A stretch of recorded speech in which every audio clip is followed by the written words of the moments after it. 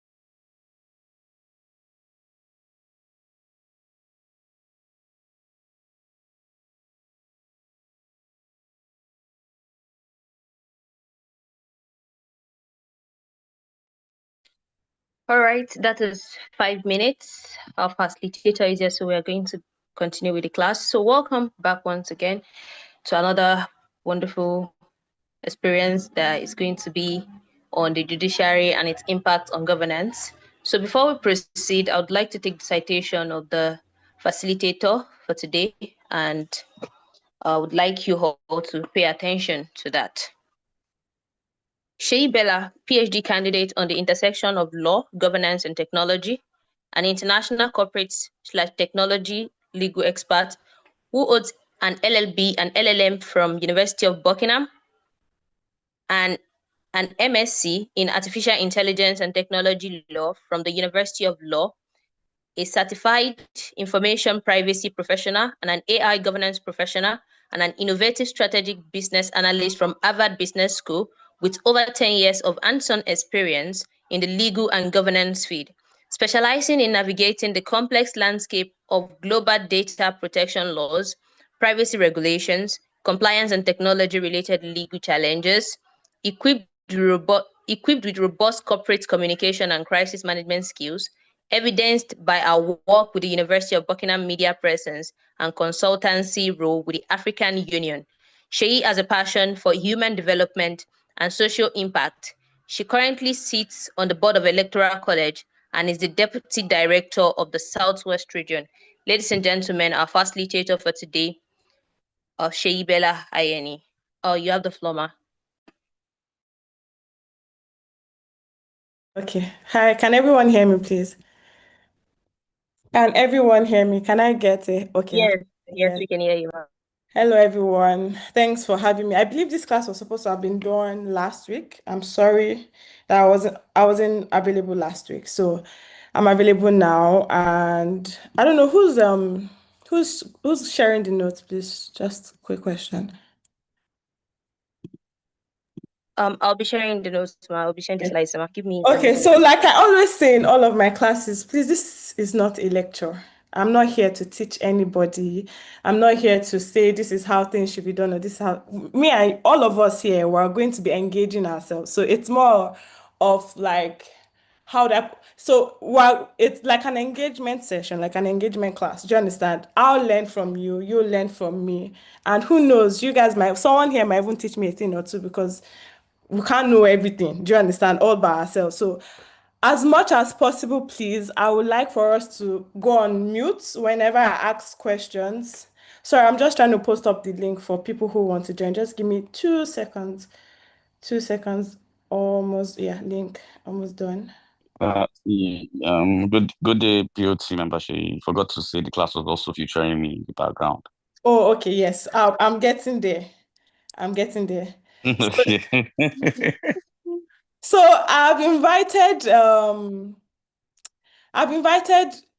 your Oga at the top to join in with me in this class. So he will be shadowing this class and he will just, he will be here at the background, assisting and all. So I know that Mr. Kunle Lawal does not take nonsense and he's quick to like, basically jump on your necks if there's any fuck up. So he will just be at the background and I'll try as much as possible to, yes. So he's here with me to facilitate the class as much, not as much as possible, as briefly as he can. Like I'll be calling on him anyways to like give his viewpoints on things and all. But like you all know, Kunle does not take nonsense. So I hope that Mr. Kunle, today you'll be a little bit more patient with my students and you have to give room for knowledge and growth. And I will not see. expect I them like, to. I like, I like the way you clearly put your Oga at the top because I am on, as for BOT now, I answer to you guys. So you clearly said your Oga at the top, meaning the students, not your own Oga. So you are my Oga. So I let's establish that understand, being but clear. The truth about me is that I'm for everybody and I'm for nobody. So I'm not the hatchet man sometimes, but somebody's got to do the dirty job. yeah, someone has to. So you're here to do my dirty job for me. Thank you. Thank you, man. So yes, so please, as I said before, it's very important that everyone engages. It's very important that I see some of your faces and I get a lot of unmutes as possible. If I don't get some hands raised, I'll be calling up on you one after the other. So please, please, please. My class is not that bad. I would say that it's actually even somewhat fun and interesting based on like previous reviews. I hope that you enjoy this class enough to actually participate. And no answer is wrong.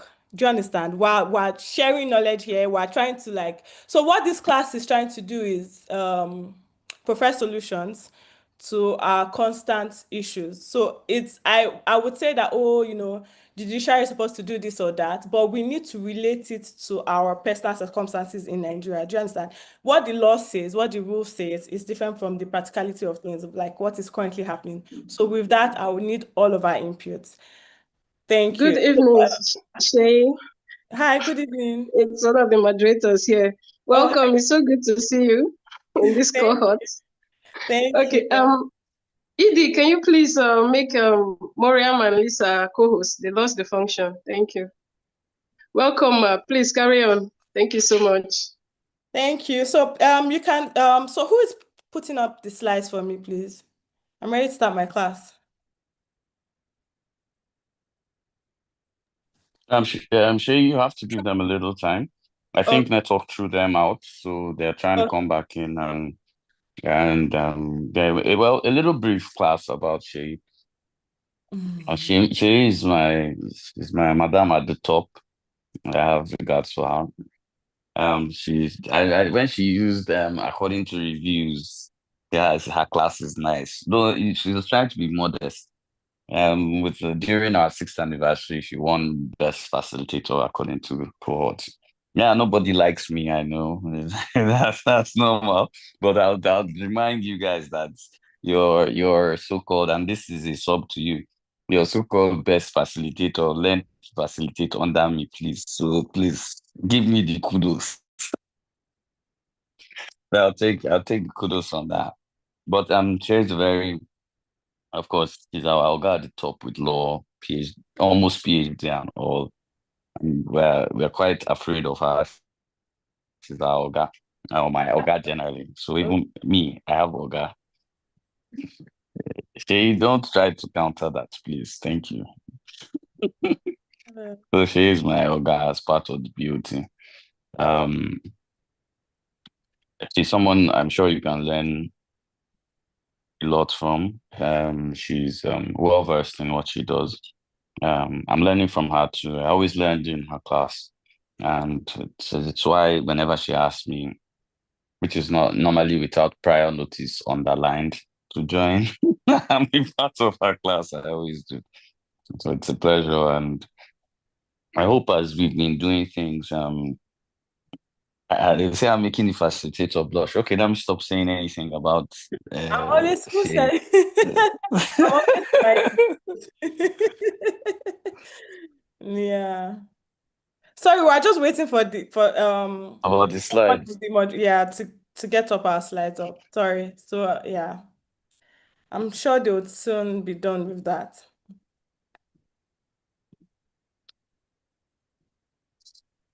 In the meantime, Shay, I'd like to ask the question just generally. If you were to take a general assessment of the understanding of the judiciary pre your class and post your class in the electoral college, what do you have to say about it? Like, you mean with my students? Yes. You have your students. I thought I was easy. So judging by the kind of like feedback I get, emails, like from in my emails, DMs and everything, I would say so most people already know what the judiciary is and how the judiciary work. They just don't know how to apply it in our situation, like our personal circumstance in Nigeria. So I would say going from that to personalizing it, say a good 60 to 70%. So yeah.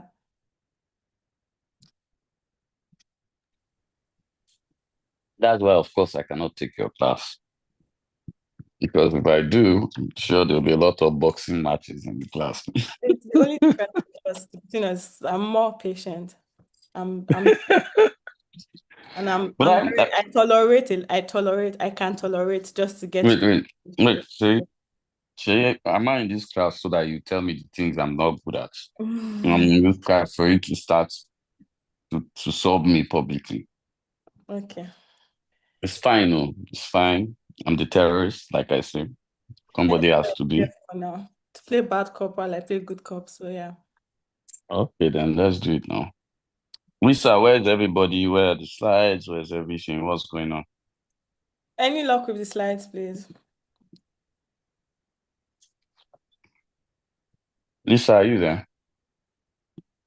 So I think I'm just going to, Can you share it yourself? yes, but no, so I'm trying to see if I could share it instead. It doesn't have Where is code Lisa? Where Can is you hear me? Lisa? do you have the updated document? Hello, Edie, I'm speaking. Can you hear me? Yeah, Hello? I can hear you now. Yes, what's happening with Miriam? Miriam is going out and in. Okay. Yeah, What's she was going on? supposed to, and then she lost the co-host function again. So I was trying to bring it up on my own end. So I think How okay. far are you, Lisa? We get into that. Okay, I think it just uploaded on my drive now, so I'll just connect. Okay.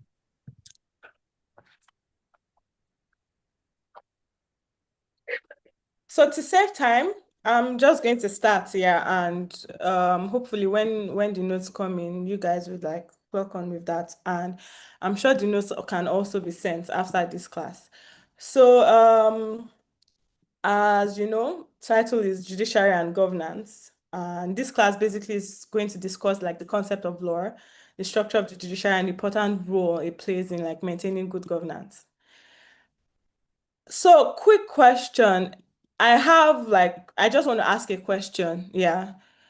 How, how, how many of you think that, things don't really change or work in Nigeria, no matter what they do or who's in office? How many of you hold that opinion, and why? Like I said, my class is an engagement class, so I'm not here to teach. I'm just here to lead you towards So this. if you want to respond to the facilitator's comment, you could just like raise your hand and then Yeah. I'll unmute you. Yeah, exactly.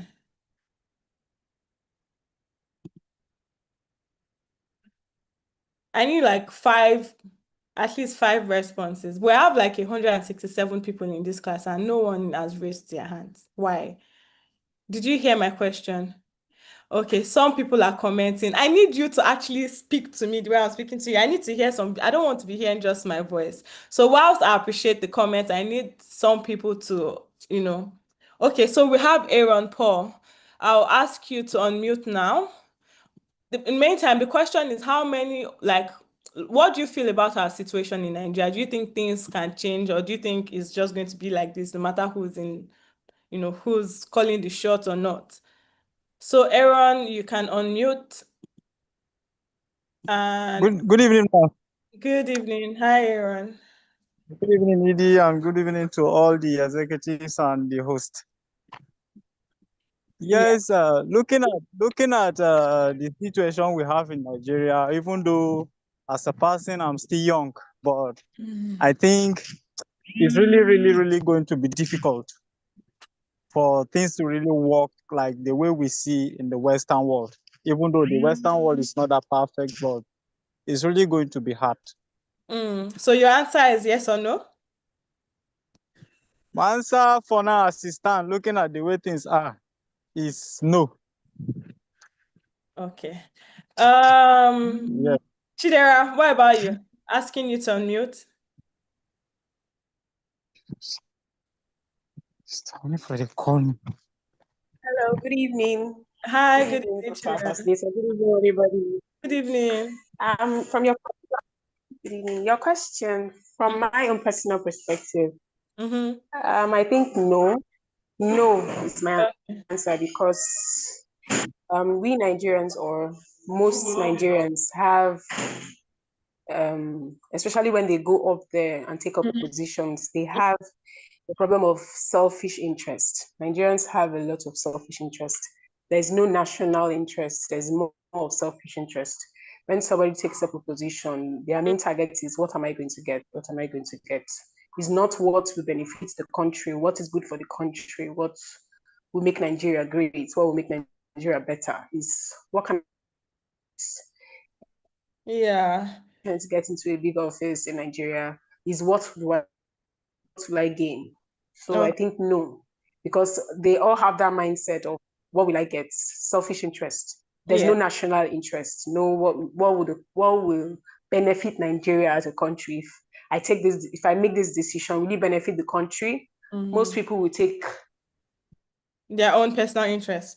So I'm going to tag your answer now. And just to remind me, later on in class, you've actually mentioned something that is very key to this class. You've touched on something else, which is also very key, which is when people get in office, do they do the things they're supposed to do? So we're going to touch on that, like, the stock of people and the level of people that actually get into office, if it's actually an office problem or like a Nigerian problem. So thank you, Chidera, for your answer. We're going to have like 3 more. NS, can you unmute, please? And please keep your answers as brief as possible. Adeyemi, if NS is not available, Adeyemi Akim, please can you unmute, and what do you think? All right, good evening. Hi, good evening, Adeyemi. Yeah, my perspective on the Nigerian situation is policy abortion. I believe every government comes with their policy, and there is no continuance of the previous governance policies. And these policies abortion don't even need a doctor. It just happens. Yar'Adua came with his 7-point agenda. After he died, even his deputy Jonathan didn't continue it. The Buhari and Osibanjo administration came with their N Power and the others.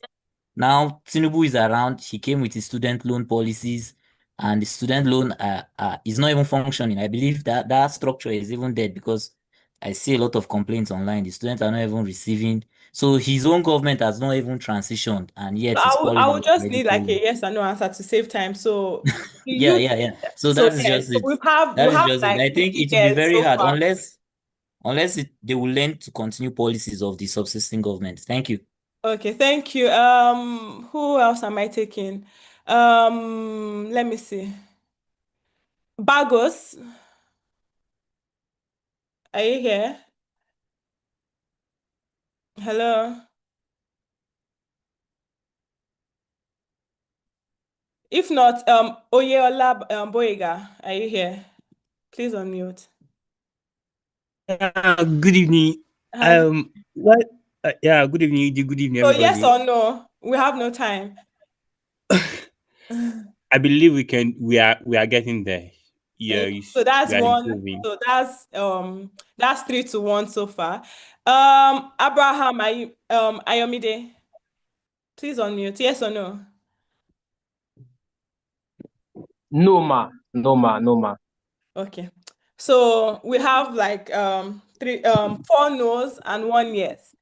So I'm sure that hearing all of these no's to, or people thinking that nothing would ever change in Nigeria kind of like depletes our morale, right? Like our morale just goes down. And that is actually the problem. Not the only problem, but that's the major problem we have in Nigeria. Morale is already low. Do you understand? Citizens are withdrawing and everything. That's because they feel like, whatever they do or say or however way they vote, it wouldn't count. So your mind already has even defeated any propaganda before it even starts. And that's one of the things we'll be talking about in this class. Do you understand? There's a fact finder says that 3 of every Nigerian think that nothing will change, no matter who is in office. And the hard truth from this is that from this mentality, it makes citizens to withdraw, and the powerful write the rules in pencils and and the eraser is corruption. So what that means is that if we are already like withdrawn and we feel like whatever we say or do not, wouldn't matter, we further give them power over us and over situations and things. So yeah, so that's fun fact for today. So we're going to go straight into class. I would need 5 people, different people, to quickly touch on different topics for me. And very briefly, please, I'm going to give everybody a minute, a maximum 2 minutes each. I don't know if anybody can quickly, briefly explain what the law is, please. What law generally means, or what they understand law to be. Zainab, I think I saw your name first. Oh, okay, you've put your hand down. I've called you Adeyemi Akim already, so I'll take Paul. What do you understand law to be, please?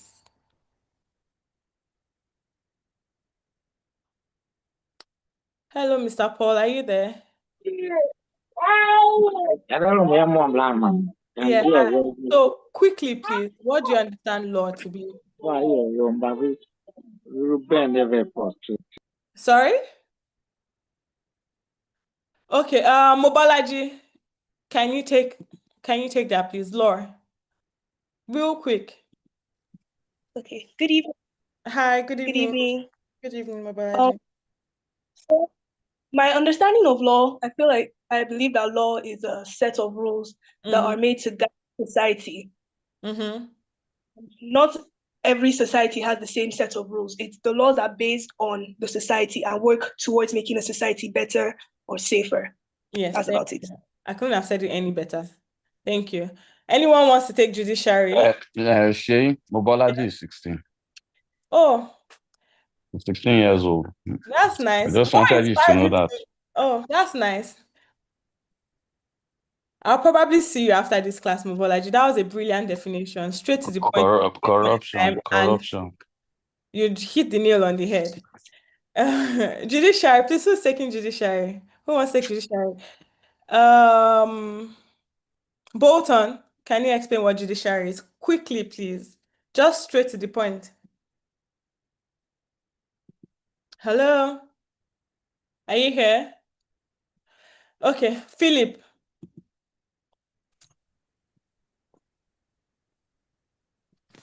Philip, can you take judiciary? Hello? Okay, let's go to Adiola. Yes. Philip, are you here? Yeah, can you hear me? Yeah, I can hear you now. Okay, for me, please. For me, concisely, the judiciary can be seen as the arm of government responsible for interpretation and adjudication of the law. Thank you. Is that all? Okay, you're right, by the way. Well done for that. Does anyone want to add to that? Adeyemi Blessing, do you want to add to that? What he said is right, but I'm just wondering if anyone wants to add to that. Adeyemi Blessing, do you want to add to that? Yes, I want to add to that. Judiciary interprets law. Yeah. Constitutionally, that's their major function. They interpret the law. So that's my little contribution. For who? And against who? For who exactly? They interpret the law to the people. Just to the people? And as well to the government. Okay. You're right. I'll take one more. Courage. Can I put in? Shay, I'm allowed to stay after to give courage. my. After courage. Okay, thank you. Courage. Okay, just to add, the judiciary also protects rights of the people, punish violations, and part of interprets the law, types to analyze and apply constitutional and statutory laws to resolving disputes. Okay, thank you. Kule, what do you have to add to that, please? Okay. When democracy was set up, under the principles of separation of powers, so as not to give power to any other arm of government, those who make laws were separated from those who interpret them, which are also separated from those who execute. And that's what gave birth to the judiciary. I don't know. I'm just guessing. I'm in class. So, yes, that's the introduction to the Kunle. What Kunle just said is an introduction to the judicial institution. So yes, the main purpose of judiciary is to be here for us, me, you, organizations, individuals, government bodies. But it is also very important for us to note and highlight that the law does not work by itself. It doesn't bring cases to itself. Do you understand? It does not advocate on cases by itself. It needs me, it needs you. Do you get it? It's teamwork. So I often hear, oh, the law does not work, the law is this, the law is that, judiciary system is this and that. What? That might be correct. You need to consider the role you're also playing in that. You say when things happen in Nigeria, for example, when there's been like justice, when there's been an oversight on people's rights, on infringement and everything, next thing I always hear, especially on social media campaign, that, oh, the judiciary has done this, judiciary has done that. What do you mean the judiciary has done this or that? You've not brought anything to the judiciary, so how can the judiciary help you? So most people forget that the judiciary is an institution. It's a tool that aids and helps us to, do you understand? We're supposed to use it. It cannot by itself bring a case on its own and decide on its own. No. When you have an issue with an individual, what do? You report. When you have an issue with the government, when you have an issue with the institution. So I just want to clarify that as well, that the institution does not work by itself. It cannot work by itself. It cannot work on its own. It actually needs you. It needs me. Do we understand? Is that clear? Hello? Let me go to the chat, because the way everybody is just quiet, I don't understand what's going on today. So yes, the judiciary needs us. It cannot function without us at all. Anyone wants to explain what the independence of judiciary means, please? We're almost getting to our class. I just need to get these bubbles out of the way to make sure that we understand ourselves.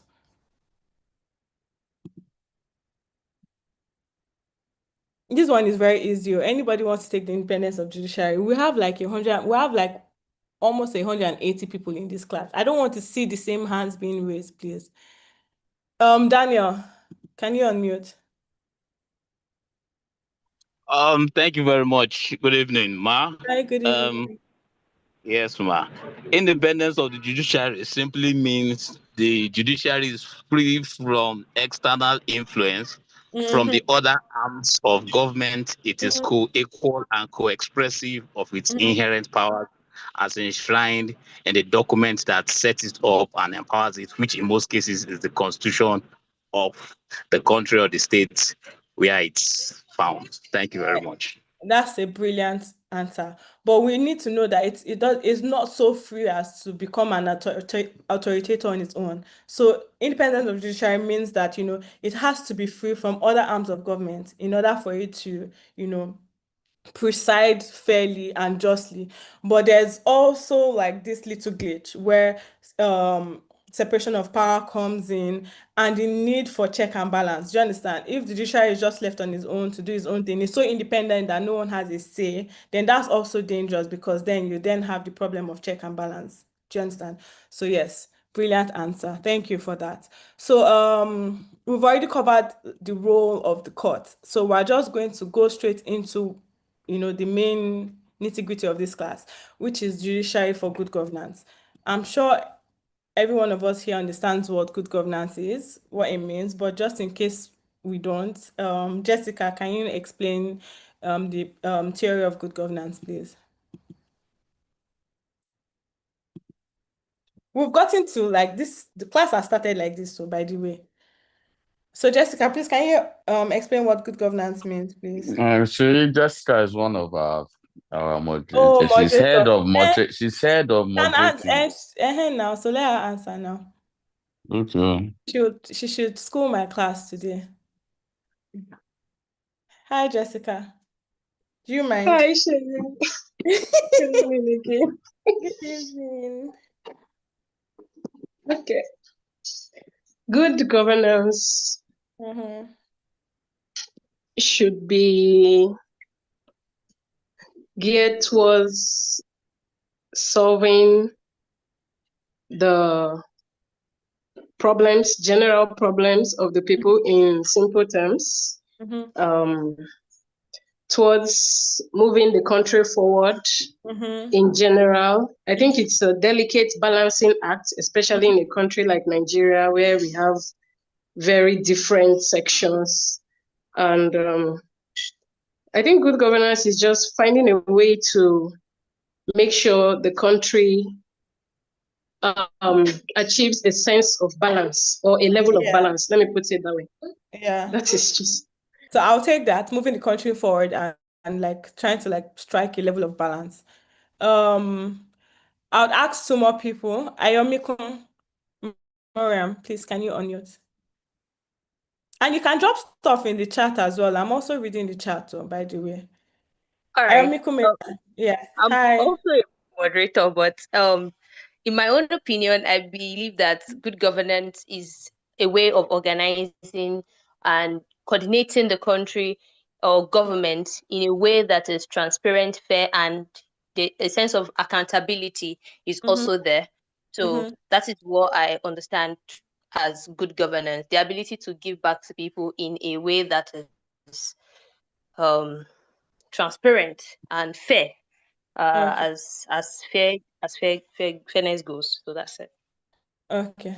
So I'll take, thank you for that. I'll take last person, Ajadi Isaac. Can you unmute? Good governance, good governance. Okay. To me, good governance is the government prioritize the essential responsibility of government as explained in the Constitution of the Federal Republic of Nigeria. Like the government that prioritizes the provision of security of lives and property of the country and other welfare packages. As far as there is fairness, there is justice and infrastructural development at large. So to me, I feel like any government that fails in providing security of life and property of the people is a failed government. So as far as they are providing as explained in the constitution, they are providing security for life and property. At least they are halfway. They are good governance can be achieved, and having other infrastructural development, welfare packages, health, and all that. I feel like to a certain extent, I think there is no total good governance. Total good governance is not is I think is subjective. So to me, good governance can be achieved by the government that provide those aforementioned things that I said. Thank you. Okay, thank you. So I'll take one more person, Ignatius Jr. Can you unmute, please? Unwaibueze, I hope I pronounced your name right. If I did not, please, when you unmute, the first thing you should do is correct me, please. But Ignatius Jr., can you unmute and give us one quick one on good governance? Hello?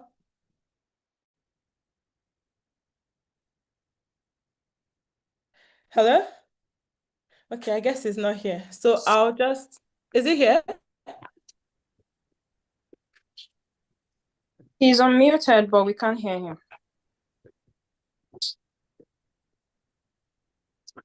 Hello, Junior. I called on you today because you said in all of your classes, no one speaks to you. So I'm going to be calling on you very often today. So I hope you have stable network. So I'm just going to explain briefly that good governance is a result. It's one of two results from governance. When your estate is being governed, they're either like the result from being governed is usually either good or bad. So before we even decide what good governance is, we first need to touch on governance. Do you understand? So governance is the state of being governed, by the governors and the governed. The governors being your elected officials, the governed being me and you, the citizens. So there are some mechanisms or indices that has to be in place according to organizations like the UN and the World Bank for a nation to be said to have good governance. And these indices are I am hoping that most of you already know this. For good governance to be present is also the same with the independence of judiciary. There has to be rule of law. There has to be a presence of rule of law. There has to be a presence of accountability and transparency. There has to be a presence of anti-corruption mechanisms. There has to be presence of effectiveness and efficiency, quality controls and regulations. So all of this, when all of these are in place, oftentimes. So I think someone said that good governance is subjective. No, it's actually not subjective. It's objective because of these indices that have been put in place. If you're found lacking of these indices, then your organization or your country rather will be said lacking in good governance. So it would then mean, either the absence of good governance, which is bad governance. So basically, someone said, I can't remember who now, at the start of this class, someone made mention of something very important. She said something about people in power and how most of the time the seat is usually not the problem, but the people. So you basically you get you. So when there's a, how do I explain this? So you and I, as Nigerians, we often remove ourselves from situations. We take away our roles and the roles that we have to play as citizens away from this whole governance circle. And we just put everything on our leaders that, oh, President Tinubu is not doing what he's supposed to do. President Yar'Adua is not doing what he's supposed to do. President that is not doing what he's supposed to do. Okay, yes, let's say that these people are not doing what they're supposed to do. We shy away from the part and the things that we are supposed to do as citizens, which is what this class is about. Majority of it, citizenship participation through the judiciary. What are the things we're supposed to do that we're missing out on, that or we don't even know about? Like, how can the court help us with this? Do you understand? Hello? So Yes, we can hear you. We can hear you, yeah, so we're going to start Just with rule of law. Can anyone explain what the rule of law is, please? Philip, do you want to take the rule of law?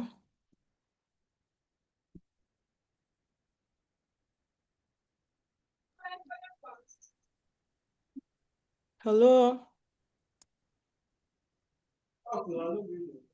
Hello? Yes. Do you want to take rule of law, please? Your understanding and idea of rule of law. Okay. For me, what I understand from the concept rule of law that I say is supremacy of the law. Supremacy of the law, equality of the law, and I think fairness of the law. I think those are the three sentences that best explains my explanation of the rule of law. Thank you, man. Okay, hold on to that thought. Ogenemaro, Jude Robinson, do you wanna give it a try? Oh, okay. Thank you very much, ma'am. I see the rule of law like when we say supreme leaders in certain dictatorship system, we just say the law is the supreme leader in a particular place where it practices. So that's how I see the rule of law. So I come again. Like the law being like the number one ruler, the supreme ruler of that particular country. So that's rule of law for me. Okay, we'll come back to that. Anyone else? If you don't want to say anything, please remember to put your hands down because I'm just going to be calling people now that have their hands raised up. Mubalaji, can you unmute, please? Rule of law. Okay, so from my understanding, the rule of law basically says that everyone, including the government, is subject to the law. It means no one. Yes. Thank you for that. Is that all? Yes, that's all I have. That's very correct. I just need 2 more points on rule of law. Like there are 2 more critical things that no one's talked about yet. Ismail Abimbola, do you want to unmute?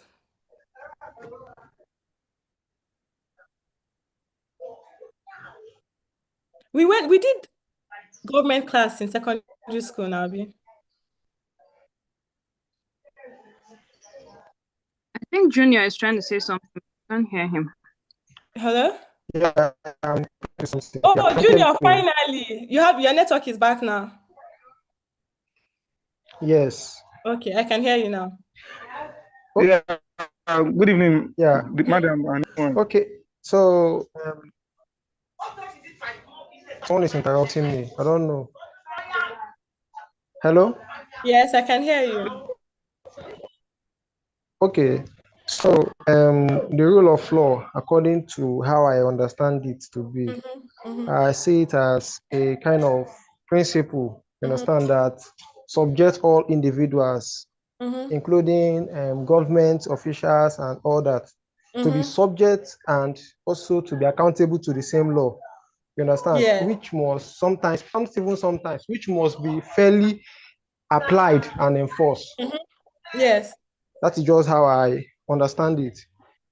That's So, correct. and again, something that also have to do with equality before the law, meaning that both the government and the governed should be equal to the law, without anybody being superior or inferior to the law, stuff like that. So that is how I understand the rule of law to be. Yes, thank you. So you've touched on two most critical parts of rule of law. So basically, there are three major branches of the rule of law. Is that there's no punishment without law. So whatever punishment or whatever judgment that is being passed, it has to be within the bounds of the law. And equality before the law, it means no one is above the law. Not me, not you, not your political leaders, not nobody, not the rich man down the street. Everyone, we're all subject to the same law, we're all subject to the same consequences. And constitution from judicial decisions, it means that to give the law credibility, it means that whatever judicial precedent has been set, it has to hold water, it has to hold ground, and that's where the executive arm of government comes in. And here, from this point on, I would like to personalize this class towards Nigeria. So would you say that there's a level or there's a presence of rule of law in Nigeria? Would you say that it is present or lacking? And if it is present or lacking, why on how? And what can we do to resolve that? I need everyone to put their hands down, and I just need two people, and I need two people to engage me on this particular question. Do you understand? Like two people who understand and know what rule of law means, and understand like the economical terrain of Nigeria and how it affects Nigeria. Two people. I'm ready to start calling names from the people that have their hands raised. Emenike, Precious.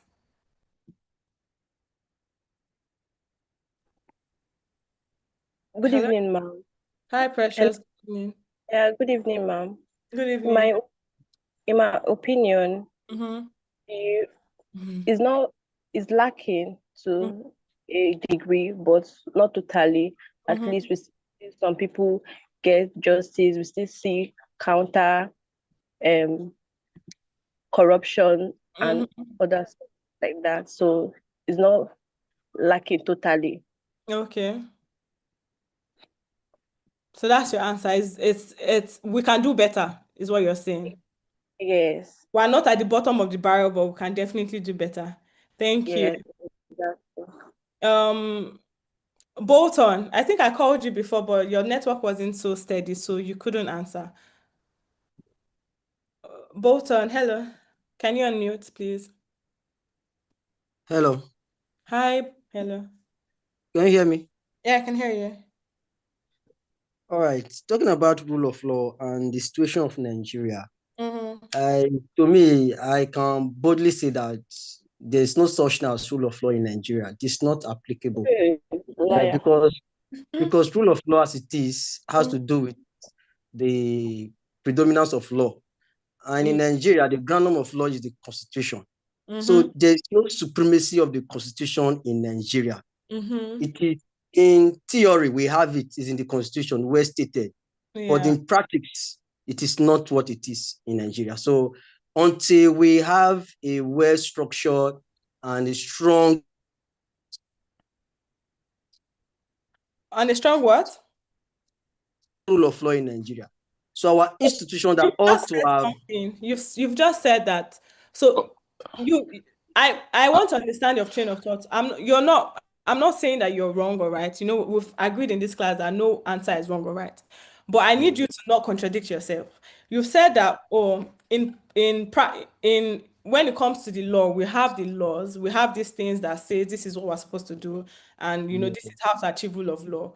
But in practicing it, it's not absent. So you're now saying that we need to strengthen. You said something about structure. You've said that there is structure, and now you're saying that there is none. I said in practice, there is no rule of law. We have institutions there. No, let me finish, please. We have the institution there. We have the structure there, but they are weak. So they are not practicing what they ought to be. Okay. So by that... But do you think that they are weak or it is us? So a structure is there, a tool is there for it to be used. Do you understand? Yeah. If it's not being used in the way that it should be used, does it mean that that tool or structure is defect, or we're just not using it in the way that it should be Of used? course, if you apply the principle of functionalism, So can you a see thing, where I'm trying to shift, how I'm trying to shift your mindset? Do you understand? yes, It is not rule. We don't have a rule of law problem. We might have a people's problem, but not rule problem, of law's problem. Do you understand? yes. Is there rule of law in Nigeria? Yes, in theory, there is rule of law. But in practice, no. No. Right? I'll take that. Please, everybody in class, we might just be talking, but I need you to understand where this conversation is going. Do you understand? I quickly told you did not say anything because I know that he was about to ram into you just now. Do you understand? So I needed you to complete your train of thought because I'm sure he's taking you guys in previous classes and he must have said this over and First over and foremost, and over again. first and foremost, I was not planning to ram him. All of you mistook what. Bolton, are you still there? I was going to Yeah. walk Bolton through a little thing. Okay, so Bolton, Sir, do you sir. have election every 4 years in Nigeria? Yes, we do. Okay. Do you have a National Assembly? Do you have a president? Do you have a judiciary? You have an attorney general, right? Yes. Okay. I want to ask. You just said in Nigeria that there's no rule of law, right? You just said that. Yes. Wait. It's perspective. Okay. I'm about. There's where I'm going. You just said that. I heard you. Okay. For you to say there's no rule of law in Nigeria means you have just activated freedom of expression, which is guaranteed by the Constitution, which also is part of rule of law, right? No, I'm going somewhere. We're going slowly. We're just going to get there slowly. So do you Yes, sir. understand? I What the understand. problem, if you're going to ask me and I'm going to explain it, the problem in Nigeria is not that there are no rules, it's the rules that we know. Nigerians sit down on freedom of expression so much that they become entitled to it, that they infringe on other people's opinions. Yet Nigerians do not know. If I ask you critically now, is there a campaign limit to people running for office? You cannot give me any office's campaign limit, can you? No, I can't. Can you? Okay. No. Now, ignorance of the law is not absence of its existence, but it's absence of its practice. So the rule of law is only as strong as the number of people in Nigeria that know the law. Exactly. I didn't ram into him, Shay. He predicted me wrongly. Thank you for being soft, my students. We appreciate you. Thank you very You much. people paint me as a jargon, Shay, including you. That's bad. That's bad. I'm not. So yes, I'm very sure that like a few minutes ago, I've been reading a lot of people's comments as well. I've been saying no, there's no rule of law in Nigeria and all of that. Like, I need us to shift our mindset a little to, okay, actually, I can't just come to your house and kidnap you and just do as I like, even if I might not get caught. Do you understand? It's illegal. Do you understand? If you have families or people that will take it up, I will be persecuted for that. You're here, I'm here expressing myself. I'm sure somebody a few minutes ago said Tinubu this, Tinubu that. Do you understand? And he's not been arrested yet. Or like one siren did not blow off. I'm not saying that the practicality of rule of law in Nigeria is good or perfect. I'm just trying to get us to establish that the system is in place. What might not be in place is the use of that system, how that system is being used, and that's where the court comes in. Do you understand? I go online. I say this in all my classes that I often read in places, Nigeria is so terrible. Nigeria is this. May Nigeria not happen to you, and all of that. And it's very funny to me because I'm like, these people that are saying may Nigeria not happen to you or may Nigeria not happen to somebody. Who is the Nigerian that is like Nigeria is like a structure. It's like a name. It's a place. Do you understand?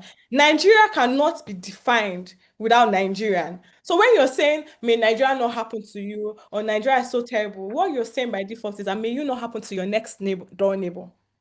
Do you understand? Like, we've we've moved so blindly with tags and banters that we forget the things that truly matter.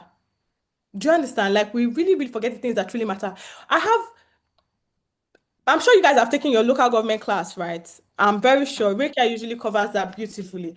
I have a lot of people always coming to me that, oh, but the law does not support, the average man. The law is very expensive, this, that, blah, blah.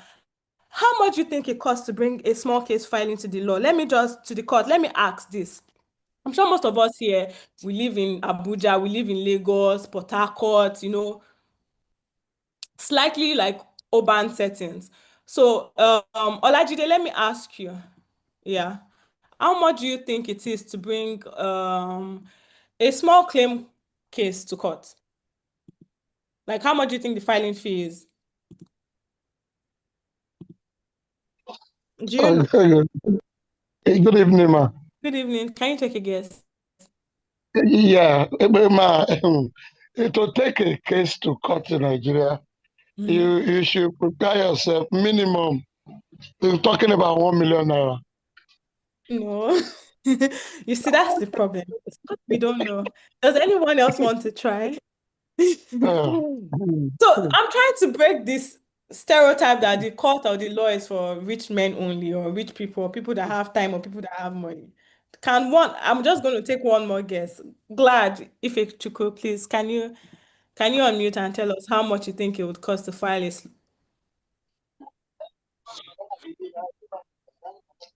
People are already saying it in the chat group, so I'm just going to come out and say it's about 1,500 naira.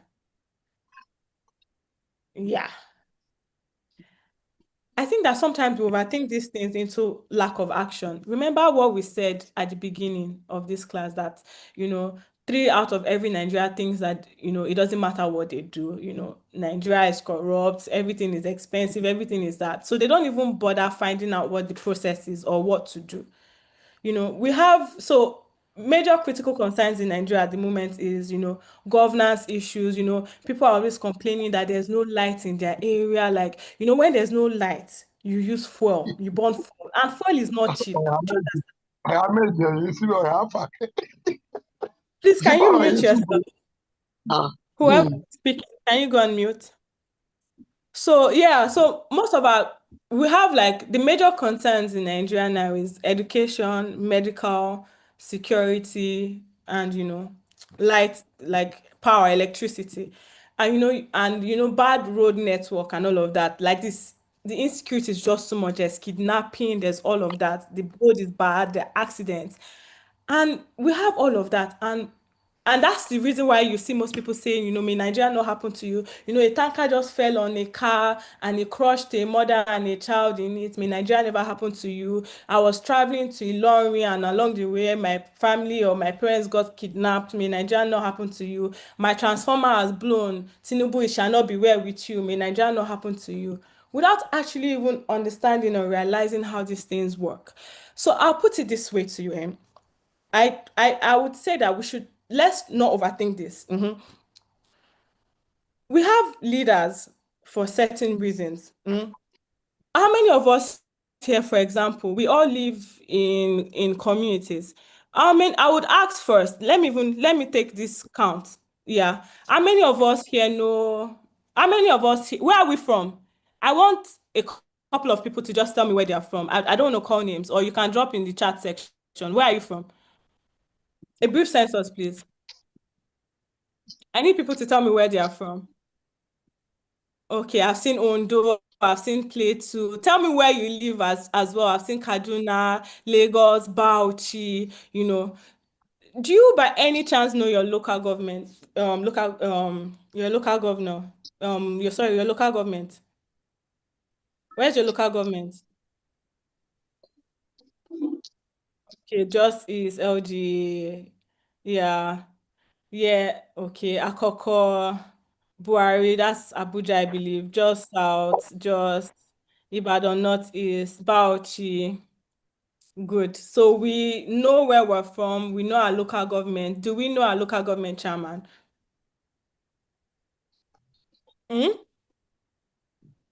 We know our local government chairman, yes. How often do we engage with our local government chairman? So, for example, I'm from Kogi State, but I live in Lagos, Etiosa local government to be precise. Do you understand?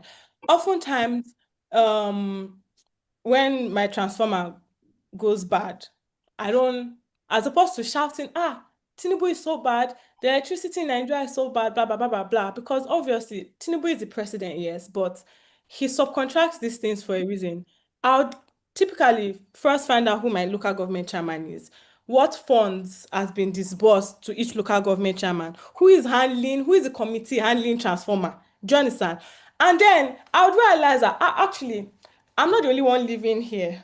In my estate, for example, there are like 50 houses in my estate. I can as simply as go each door. Do you understand? Are you people not frustrated that there's no light? Fuel is high. We cannot keep at this. The government has disbursed. Most of the time, what we don't actually know is that federal government, they disburse funds for these things. Do you understand? It gets allocated. Now things go missing in transit during allocation. So even if they don't even disburse, you cannot hold. What's your own with Tinubu? It's like you have a tree in your compound. Do you understand? And the tree is filled with oranges, but there's this really juicy orange at the mid branch or at the top branch. What you do is you don't fly to the top. What you do is that you kind of like back in the day when I was in primary school, I grew up in Warri. So back in the day, we had this ebolobo tree in our compound, and when I wanted to pluck ebolobo, what I would do is I would hold on to like the smaller branch, pluck from the smaller branch, and when the fruits from the smaller branches are done, I will pull the smaller branch down and use the smaller branch to hold on to the next branch. And I keep pulling like that until my stick is long enough to hit the top. You'd realize that if we apply this to our governance setting in Nigeria and the way things work, just maybe we might get a little change. I'm not saying that things will get better or things will get automatically rosy, but just maybe things might work. So I'll take for instance, I'm from Kogi State, Yagba East local government. There was a time security was an issue and the road was really, really bad. Like it was so bad, there used to be like accidents on the road every day. And with accidents comes delay. Do you understand? Cars will not be able to pass. So what we did as a community was, okay, we petitioned our local government chairman and everything. And there's only a limit to writing can do. You write, you submit all these letters, and they don't really do much. So what we decided to do was that we decided to camp. At least I cannot reach the government house, which is where the governor stays. But my local government chairman stays in the same vicinity as I do. Everybody has a ward. Your local government chairman, even if he might not be physically present at his house in the area which he mans, he has family there, he has presence there. Do you understand? So what we do is that we take our campaign to our local government chairman, and we disturb him.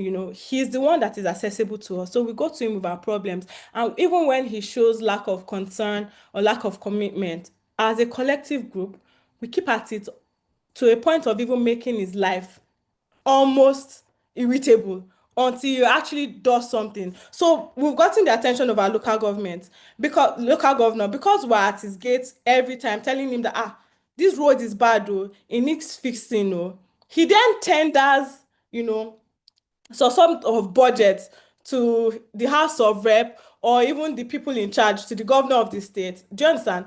And then they disburse this budget. Once they disburse like payments based on the budget given for this road, we don't just go back to our house to sit down, because when that happens, lack of accountability, what that means is that it's possible that the road will still not be done. We track, we follow up the process. Okay, it is not enough to demand that you want something. Unfortunately, this is not how it should be, but it's the situation we find ourselves in. It's not enough to demand something in the present state of Nigeria.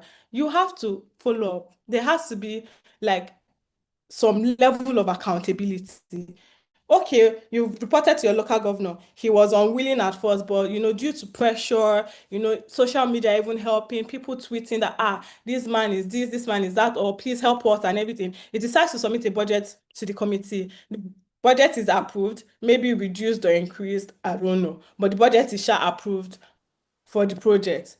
you don't just go back home. You follow up. Okay, who are the contractors? Like, okay, this money has been approved. Who are the people that have been contracted to fix this road? That's another issue that we have in Nigeria as well. Most of the time, we don't realize that most of our roads failing and security failing is not as a result of bad governance or the government not doing what they are supposed to do. But sometimes it's also bad individuals, bad citizenship, bad corporations. Do you understand? We have a lot of roads over the years that has been budgeted for and payment has been made. But because of that's why I'm going back to the people problem. Because of the people problem that we have in Nigeria, you have people using like shady materials and sometimes people not even doing what they're supposed to do in the first place. So they just take this money and it's my turn to eat. Do you understand? Let me eat out of the national cake, and they don't do anything about it. But when you hold them accountable, you see that small changes start to work. It's a typical example of, sometimes these people don't even know that this is the effect that they're having or this is what they're doing. It's a typical example of, let's say Mr. Lagbaja stays in Akoka. Do you understand? He doesn't have much. He's just there. He does not have much. He's struggling to feed his family. He's struggling to feed his children, pay school fees and everything. And then one day he's walking to work, probably thinking about, oh my God, my child has just been sent back from school. There's no money for school fees. What are they even going to eat tonight? And they see money on the road. Let's say it's like 10,000 naira. And they look right, look left, look center. There's nobody manning the money. The money is just there. He takes this money and he even says, thank God, oh, manna from heaven. He rushes back home, gives his wife the 10,000, tell his wife that, use 5,000 to pay these children's school fees. So the remaining 5,000, no, the remaining 3,000, use for food. Remaining 2,000, I'll keep for myself. You see that man is not necessarily a bad person. He's just a situation of circumstance. It's what life has dealt with him. Now, he goes back to that same road tomorrow, the next day, and he sees on the ground, this time around 50,000 naira. And knowing that the first one he just took it, nothing happened. And then he suddenly remembers that, finally I can pay my rent. I can pay this, I can pay that. He takes it again, goes, pays off his rent, does everything. And then a day after again, he goes there, he sees 100,000. He remembers other problems that, my mother that is sick in the village, my sister that was not able to write her WAEC exam. Thank God, this 100,000 naira can finally solve that problem. He goes back and he fixes his problem. Now, he's no longer even thinking, or it's no longer even occurring to him that, who is the owner of this money, Seth? What is the original purpose of this money? Like, all he knows is that he's seeing money on the floor. Do you understand? He's taking it and nobody's holding him accountable. He's just, and then his needs starts to increase from just struggling to eat, paying school fees, paying rent to, I have other family members now to take care of. Because of in that area security is not good. Let me move from one area to the next community, which the security is better, and the next community obviously more money. He goes back, sees more money, picks it, and does the same thing. Obviously, between me and you, an average man will do the same. But what deters him from doing that is accountability. Do you understand? By the time they know that, if I pick this money, I'm either going to lose my life for it, or I'm going to go to jail, or the people are going to do something to me, he will think twice before doing it. Even if he picked the first or second one, he would caution himself and not continue. So you see that it is not just the problem with, whether there are mechanisms in place, is how these mechanisms that are in place are being used. Obviously, nobody is looking at him, nobody is telling him that. And even after a while, when the man becomes rich and is eating the proceeds of this accumulated false wealth, he goes and somebody tells him that, that this thing that you're picking, this thing that you're doing is not good. He says, I beg, Jare, I've been doing it since. Who will hold me? Nobody. He goes there, he picks again. People are still telling him that, Ogbeni, stop, this is not good. But that's all he hears versus him enjoying. Like, by the time you put the ratio, you would see that people just accosting me versus me enjoying my life and enjoying the life that I want. He would continue. Why? Because of lack of accountability. So, because of check and balance, what we don't realize is that that's the role we play in governance. That accountability part. And because that part is lacking hugely is the reason why we're where we are today. Do we understand? Hello? Exactly. Someone even said they will even give testimony in church and all of that. So we are so used to just sitting down, grumbling, complaining, doing nothing about our situation, so much so that it has become the order of the day. Like nobody does anything anymore. We just feel like it does not matter what we do. What will happen will still happen. But that's not true. It matters so much what we do. Like just 2 years ago in Bielsa State, I think and the guy is a copper. Do you know that one copper, just one copper, was able to hold the entire Bielsa State, or I think it's Otuoke community in Bielsa State, accountable in such a way that he was able to raise 87 million naira from the government, yeah, through freedom of information for their schools in Bielsa State. What did he do? Petition, social media. He sued the community, the people in charge of the community at the time at I think it was Yenogwa High Court. And even when he was being threatened, the case moved beyond a one-man's case. You cannot threaten an entire community. Do you want to threaten and wipe out an entire community? No. Do you understand? He stood steadfast. Even when he won the case, he made sure that, okay, this is the amount the court said they should disburse. He made sure that the amount was disbursed. He made sure that the amount that was disbursed was used for what he was supposed to use it for. And how much did this case that I'm talking about, do you know that it took this guy 5,000 naira in filing fee and judicial processing fee to win an award of 87 million naira for classrooms in abandoned local government schools in Bielsa State? That's all it took. So I'm just trying to draw our minds back to the people factor, the accountability factor. We're so quick to, this is happening. Oh, may Nigeria not happen to you? You're saying may Nigeria not happen to you, but you just ran a red light. Do you understand? You just ran a red light. So, you're saying may Nigeria not happen to you, but you're a part of a corporate organization or a part of like maybe this construction company that makes silly, shallow buildings. Your committee knows that this building was only viable for 5-10 years, and after 5-10 years, this building will collapse. But yet, you will come on social media and say that may Nigeria not happen to you, without realizing that we're the ones happening to ourselves. I do understand, and I completely agree that we definitely have a governance issue. You do understand? We have a leadership problem in Nigeria, but we also need to understand that the leaders are being handpicked from the population, and we are getting what we've made, in the sense that we've made, like we've allowed, for lack of accountability, to run so far that it's now eating so deep into us that we no longer even know what is right or wrong again. We no longer even know what to do or what not to do. We don't even understand that, the little wins all, count up to something. So we are saying that, there's no rule of law, the system is corrupt, everything is happening, things are going bad. But if you ask the over 2,000 students in Otoku, Bielsa State community now, what they think about Nigeria and what they think about the justice system,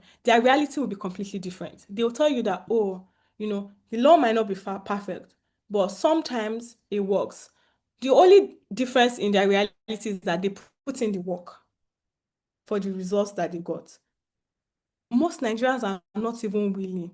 We took a census at the beginning of this class. A lot of you said, nothing will change in Nigeria, so what's the point? And that in itself is defeat already. You see where the problem is? It's a vicious circle. We have nothing because we do nothing. It takes work, it takes time, it takes commitment, it takes practical engagement part, public interest. It's even in the little things of, I think, what's his name? Is Scott. There's this influencer now. His name is Scott, right? Yeah. I think he generally has interest in buildings and real estate. And what he's decided to do for the interest of public is use his knowledge on real estate and investment and everything to actually get the law to focus on, rental crisis, rental issues, and land ownership in Nigeria, specifically most of the time in Lagos. And now I can tell you, for someone who has a house in Lagos, I can tell you that, all these letting agents, letting managers, they are being careful now. A lot of estates now are like fixing their water, they are fixing, light issues and all. It's in those little things that all come up to something. What are you interested in? What area? Like, it doesn't have to be law. What area are you naturally good at? What's your path of occupation? Are you into construction? Does your company, like, do you guys construct things? It's enough to say that, oh, this materials that is being used for this road or for this building is not good enough. It lacks so and so quality. You don't know the thousands of lives you've saved by that, just doing that. It's how we are able to chip in our everyday lives and what we do.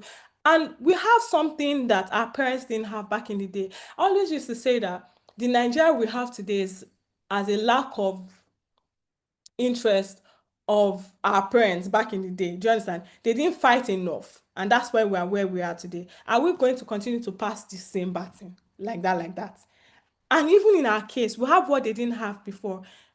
Social media. Like, social media is just noise. Yes, 100% agree. But it has started and ended a lot of movements. A lot of movements. Although NSAS did not end in the way that we wanted it to. Do you understand? But there's still police aggression, yes. There's still police violence, yes. But we cannot compare it to how it was back in the day. It's these little wins that makes up into something big. Literally. And we're taking that for granted. We're not relying on those little powers, those things that we can have. Do you understand? There's the accountability mechanism. Or, there's this particular case that you're interested in. Like, for example, this court case now with Pi 1. Are you interested in the state of affairs in housing? Or are you interested with the state of affairs in your community because one local government chairman was cheated of his rights? Do you understand? This case has gone to court. You're not the one that took the case to court, but the case is in court. There's something called court watching and trial observation. By the time you and interested parties put yourself to court, you monitor the process. Do you understand? You tweet about the process, you talk about the process. Do you know that it reduces the lack of fairness in that case? Even if a judge is being bribed, or they want to pay off something, because there's so much pressure on that case, because there's so much court watching, court process, trial observation by all citizens whose lives are being affected by the judgments of these cases, it then reduces the possibility of corruption. I'm not saying that corruption would not continue or it does not exist, but trust me, it will reduce it drastically, because nobody wants to put their neck in the line like that, because guess what? They will still come back home. Do you understand? They will still have to face their family. So those are the ways to, like, sieve off issues like that. Accountability, actually engaging the court. Do not, just sit down and say the court is unfair, the court did not work. Which case have you brought to the court that it has not presided over? You have a dispute, you have an issue, you don't even take anything to the court. So who are you to say that this doesn't work? Okay, let's say that this doesn't work. What active steps have you taken to ensure that your rights are being heard?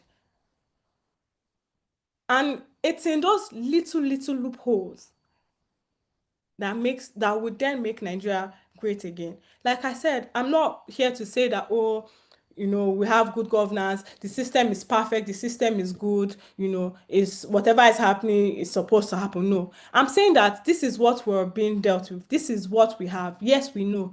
Well, I would not even tired of saying, Nigeria not happen to you, or Nigeria is this. We've been saying that for years. Let's agree that, okay, yes, what's the way forward? What's the next step? What do we do next? And that's where I'm trying to get our minds to. What do we do next? Tinubu, in truth, whether he's good or bad, cannot know of your personal situation in your house. Do you understand? Tinubu is in Aso Rock. How do you expect him to know and realize that tanker has fallen on the road on a car on somebody? How do you expect him to know that your transformer is bad? That's for your local government chairman. Some of us don't even come out to vote. Some of us don't even hold these people accountable.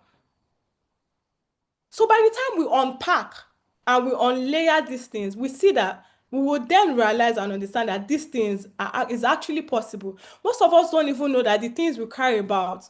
Do you understand? For example, like major security. There was even one time, I'm not going to call the name of the hospital now. There was a time, we always say that, oh, these leaders, they run abroad for healthcare. They don't want to fix the healthcare, which is true.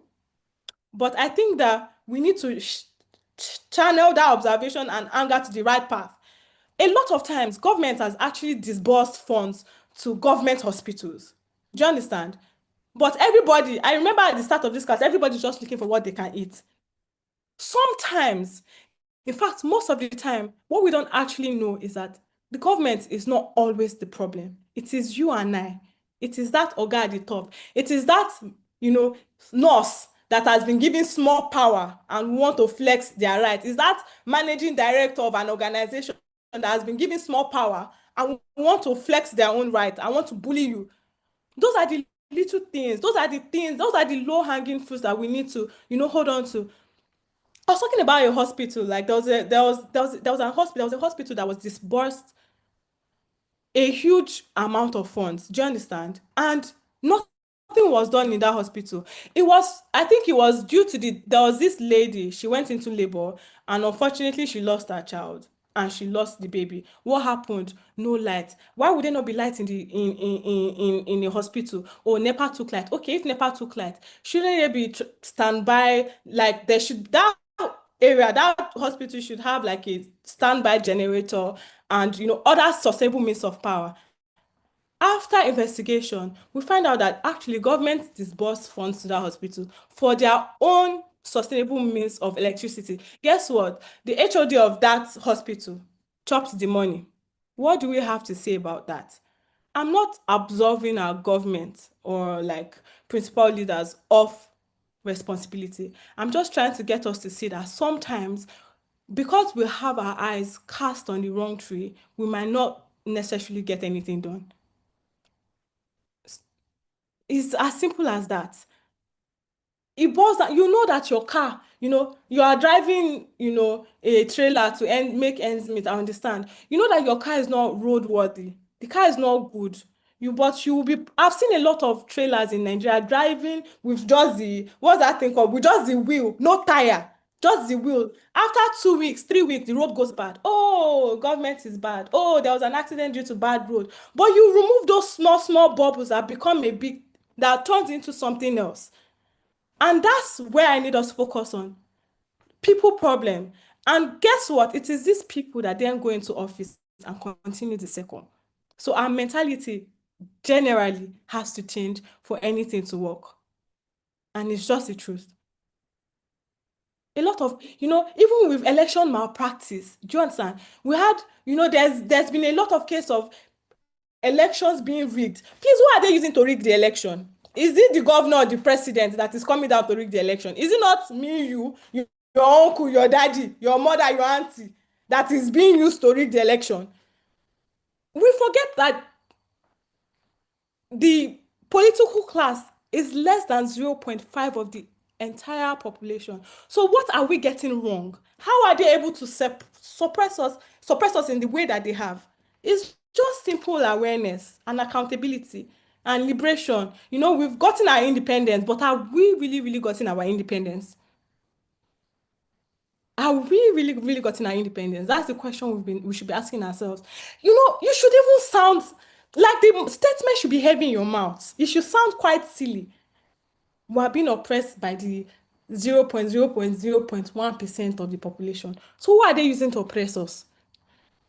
When there's election malpractice or they want to rig election or things are, happening, is it not people like us that they contract for such jobs? We need to start thinking in that direction. Again, I'm not absolving the government off of their role. I'm just saying that this is what we are being dealt with. And probably this is the option that we have. That's all I'm saying. We cannot ask for what we are not giving or cannot give. You have no right to ask for good governance if you yourself, you've not even put yourself under an accountability watch. If you do not want to keep yourself and others accountable. It's as little as, okay, I understand that corruption is so bad that even if you pay tax, there's a question of, where's this tax going?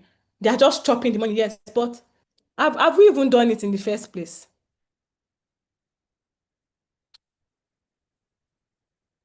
It is not that we do not have systems. It is not that the courts are not present. It is the lack of accountability and lack of actual enforcement of those accountability. A lot of things are changing now in Nigeria, and thanks to social media. And that's also because, unlike before, public interest and awareness is still low, but it's not as low as before. It's not as bad as before. So little things are changing. I would categorically tell you that during NSAS, a lot of, I'm not even talking about just politicians now, even to your average class individuals, a lot of people were genuinely scared because that was one movement that shook Nigeria. Like a lot of rich men's children, political leaders were sending their family abroad because, they did not understand what was happening. And for a brief moment, everyone was fueled by passion. Everyone was upset by the state of affairs, and they did not allow themselves to be used for a tool against the rally until obviously they lost sight of it. But for that brief moment, we had solidarity. And for that brief moment, we had a few changes that occurred. I always like to use this part of the Bible. I think it's Genesis 28. So remove the fact that it's the Bible. Let's just imagine that I'm quoting from like a history book. In the Tower of Babylon, the Bible mentions something. It says that the people came together, and because they worked together in one language, for one cause, for one unit, they are building a tower to see the face of God. And with the way that they are going, they would succeed if I do not sow discord in their midst. Do you understand? So discourse was sown in their midst. All of a sudden, they could not understand themselves. Communication became bad. That's when, according to the language, according to the Bible, the language segregation was born. Do you understand? All of a sudden, there was language segregation, and that project did not happen. Why did it not happen? It's not because they didn't have the ability to make it happen. It's not because they did not have the tools, or it's not because they could not do it. It was just language barrier. They were no longer as unified as they were. There was the element of communication was taken from them. The element of togetherness was taken from them. It means to say that when a flock of people are committed to a task, do you understand? They come together, aligned, one value, one principle for a particular project, there's almost nothing that cannot be achieved. Your government knows that. Me and you, we know that. And that is why when a movement is about to happen, they will sow a seed of ethnicity in discord. Oh, Yoruba people are like this, Igbo people are like, instead of us to concentrate and fight our movement, we will start seeing, oh, Igbo people, no, it's because of Igbo people. Oh, no, it's because losing sight of the bigger goal. Little seeds of discourse. Lack of focus, and then we get sidetracked. And it's another story it becomes a story for another day. So how are we even being used as a tool without even us realizing is another factor that we need to consider. Unity, stand in unity. I can tell you that, things are bad, yes, but there are little pocket ways of making our situations better in Nigeria. From little things, like there's drops of water that makes up an ocean. It takes time, it takes a lot of commitment, it takes resilience, it takes sacrifices. But it's the only path to do. It's the only way to go about it. Because guess what? Even if you have one leader that is so beautiful, lacks corruption, that is beautifully minded, everything, he has other compartments and other bodies. Do you understand? Even if the leaf of a tree is pure, once the root is contaminated, there's nothing that leaf can do. It becomes part of the rotten corpse. How can we make our lives easier? How do we help us realizing that there's nothing wrong with Nigeria, but the Nigerian element is what needs to be fixed? How do we get from saying, may Nigeria not happen to you, into realizing that actually we're the Nigerians happening to ourselves?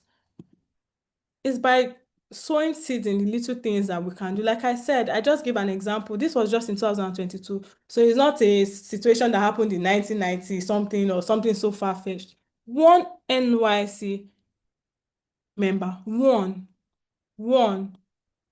through freedom of speech, social media, and actual awareness, was able to solve the government, the issue with the government classes and government schools in Bayelsa State, copped a whole 87 million. He didn't stop there. He ensured that that funds was disbursed in the right way. It is not enough. Like I said, unfortunately, it's not enough for us to want these things.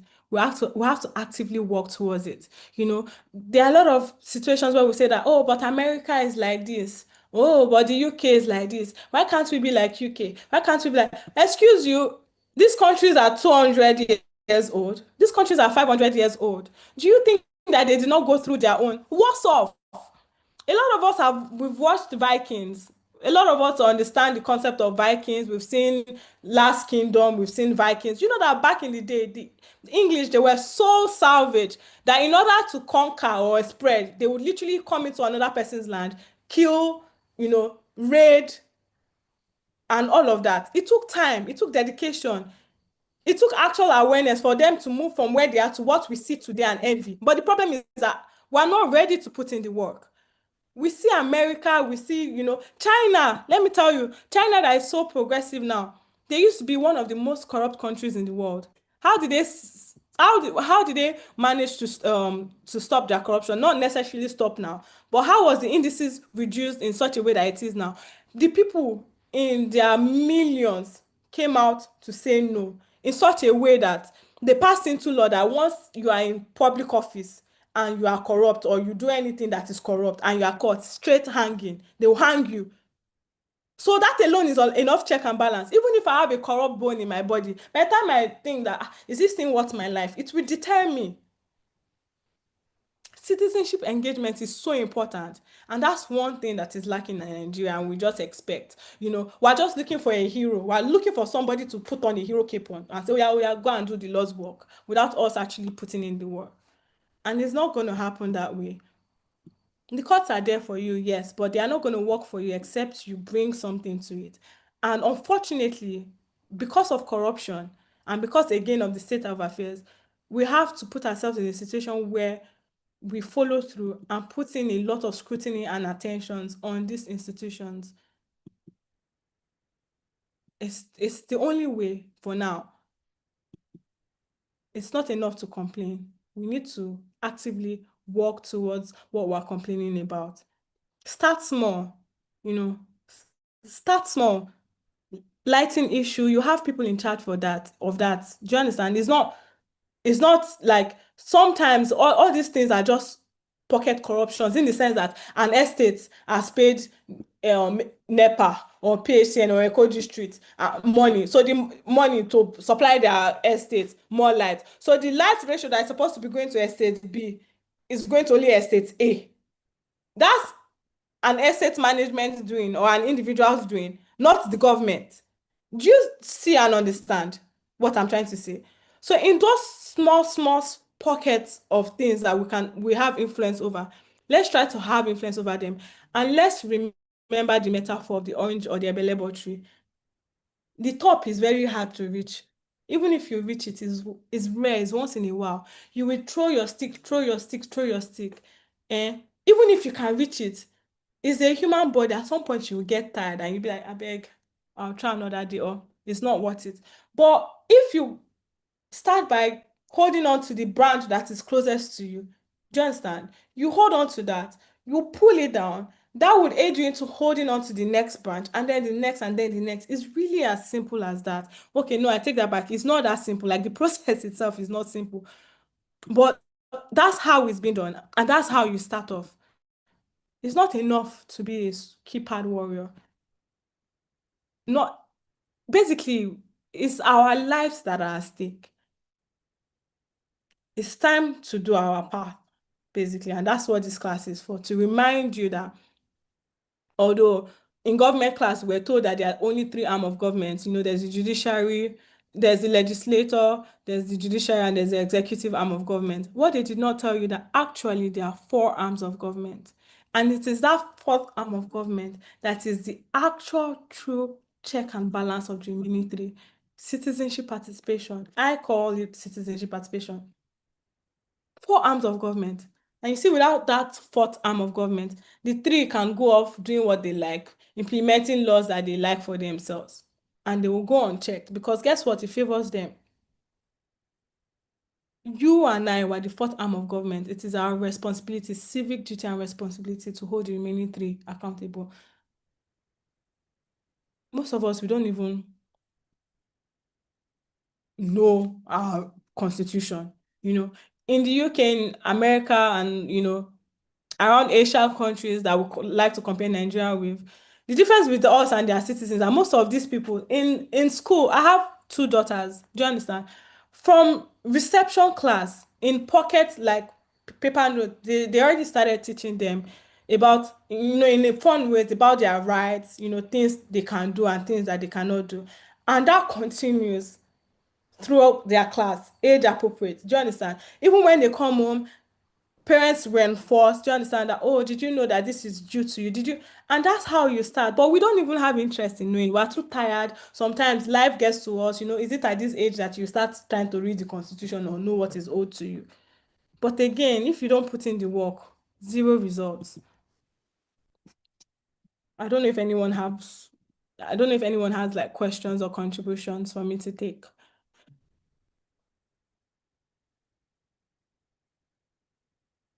Hello. I know when I start to talk about our own role and our own path and accountability, my class usually goes quiet. I don't know why. We don't like to.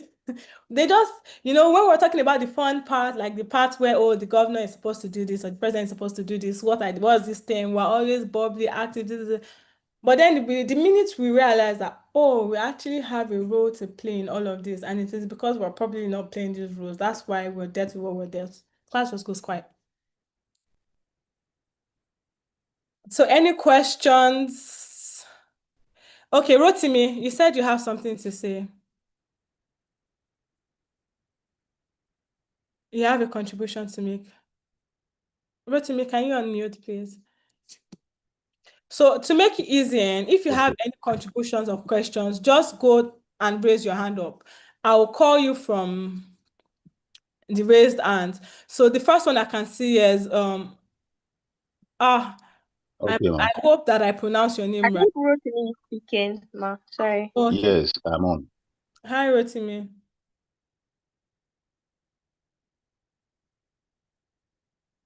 Hello. Hello. Hello. I can hear you. All right. Thank you, ma. I appreciate your lecture, and I give it up for the college also. My little contribution is I've always felt from the beginning that before we started this democracy, something like ECN should have come up. That is preparing every mind, the citizen, what democracy is about. I've taken time to learn some of these democracies. I have a science background, but in 1991, I heard some talks between my parents, both of them, my mom and my dad, and one other guy. And there were about 2 other older parents there.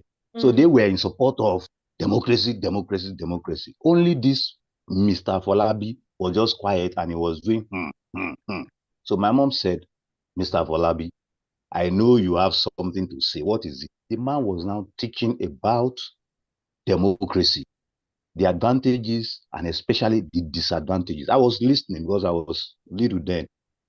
So later, after that, I went to pick up a government textbook and started reading this thing. I'm sorry to say in the college that I'm not a registered voter because I knew as at that time, these our founding fathers of this democracy cannot be trusted. I witnessed Buhari's 83, 85, and I love that why thing. And over time, I've seen the level of corruption in Nigeria. As a matter of fact, I left the Nigerian army because of that corruption. So I was skeptical about this democracy. And the reason why I joined this ECN is because it is something I've wished in my mind. I didn't know it ever existed. But when I saw it, I think it was on Facebook or something, I just clicked just to be part of it to learn some of these things. Our major problem is that our people just rallied behind these men and shouted democracy. My parents too. I mean, my father, my mother, they didn't know anything about democracy. I can tell you for sure. I'm not ashamed to say it. So the problem is we don't know this democracy that we opted in for. I used to tell people online that they pushed it on us. They pushed it on us. Some of these things you have just said could be a kind of leverage for us to repair this democracy. I don't know how that is going to happen. We have a few people here and there fighting or doing some of these things you are recommending. But somebody like me, I cannot. Because if I start now, I won't see anybody behind me in my family. And sometimes I don't know how to beg all that or clamor around people. So I just stay in my little corner. I know one thing I said then, if you survive democracy, I will survive it. I'm sorry, that's just my mind about democracy. We should know it first. Then we can be prepared for it. We're not prepared for democracy as at the time they foisted it on us. Thank you, man. I appreciate listening. Rotimi. Yeah, you're right. Yes, sir. Yeah. Rotimi, if I could say something. Yes, sir. I love what you said, and I was listening through. I kind of have the same beliefs, but the question I ask myself is, where are we now? Now, exactly. That's what I was Let about. me ask a critical question. Yes, sir. When we started the ECN, do you think it was smooth? When we started the ECN, do you want to know what the pains were? Do you want me to tell you the story? Do you know what somebody, do you know what, no, I'll just say a few things. When I started, immediately after running for office, when we started the electoral college, someone said I have post-election depression. And what I was planning to do has never been done in the world, educating people who already know about democracy. And I said I was going to do it differently. And what annoyed everybody was that I said I was even going to do it for free. She is a BOT member. She'll tell you the pains. She's here. She knows. Okay, man. So just like democracy, if we do not take the pains to start, electoral college already posits that 83% of Nigerians are politically illiterate, and we're not lying, whether in government, without government, or whatever. That's the truth. My joining of electoral college, for example, was like this whole class that I've just given. Shay fought me. Shay, don't tell them another story. I've been there before. Shay fought me. I've been in a position where I didn't know any better. I was just complaining until it struck close to home for me. Like, I just moved, I spent most of my growing up years in the UK, do you understand? But Nigeria is home. I love Nigeria. I'd come back and I felt like, with all my accomplishment and degrees, things would be easy. I'll be able to plug in here and there. But reality hit me quickly. Do you understand? And my daughters, they were due for immunization, chickenpox immunization. And I'd been going to the hospital. I'm not even talking about just government hospital. I'm talking about, them, Evercare was not in existence then, but we're always going to like Reddington and Lagoon every week, and they're telling me that there's no vaccine. No, Nigeria has not procured, Nigeria has not paid for something, sha. There was no vaccine. And I'm thinking like, a whole country, no vaccine. What's going on? Eventually, my daughter's caught chickenpox. I was mad. I was so mad. At that point, there was nothing I was not ready to do. Do you understand? So I started to rant on social media. I put it everywhere, like on all my platforms. I was calling, every health person I could think of. I was calling like, okay, where did this budget go to? What's happening? What's going on? Why is this not there? And as I was talking, I was being put left, right, center. Someone just called me and said that, like, I've been watching you talk about this for days. I've been watching you, try to assess the community that was in charge of this and that. I know this guy, Kunle Olawa, much is not happening now, but he feels the same way, and he started up a college, and he's trying to like start up something. And that's how I spoke to Kuli Lawa for the very first time. I was crying. I could not believe that. Why are things like this? And we have electoral college today. It was for me, it was from that. Do you understand? And I think that oftentimes we wait for things to hit close to home before we take action. Fortunately for me, thank God, it was just chickenpox. After like 5 days, my kids got over it. But the good thing is that even despite my kids getting over it, it did not stop me because I felt like today is chickenpox, tomorrow it can be something else. Do you understand? It is wrong that a whole country will be lacking of vaccine and this is me that I think to some level I have access. What about people who have zero access? Well, that's where my mind started to like, so how are people doing it? Like other people that they don't even have a phone to pick and say, oh, do you want this? Do you have this? How are they doing it? And that's how electoral college for me became a reality. And ever since I took the class as well. I took I took classes. I started to read more. It was after that whole process I decided to even take a PhD in judiciary and governance as well. Do you understand? What I'm saying is that something must move a man. Something must move you. Don't wait till it comes to your door. Something should move you, and it is about time. Like we need to move beyond complaining. I'm guilty of the same thing. I've done it. I'm just tired of doing it. So now, I'm just trying to contribute my quota in as little as I can, and it's part of what I'm doing now. Thank you, ma'am. Just Can I top it with one question? Yes, you can, of course. The question is simple. When is ECN coming up with its own political party? That is when I would vote. I am convinced about ECN.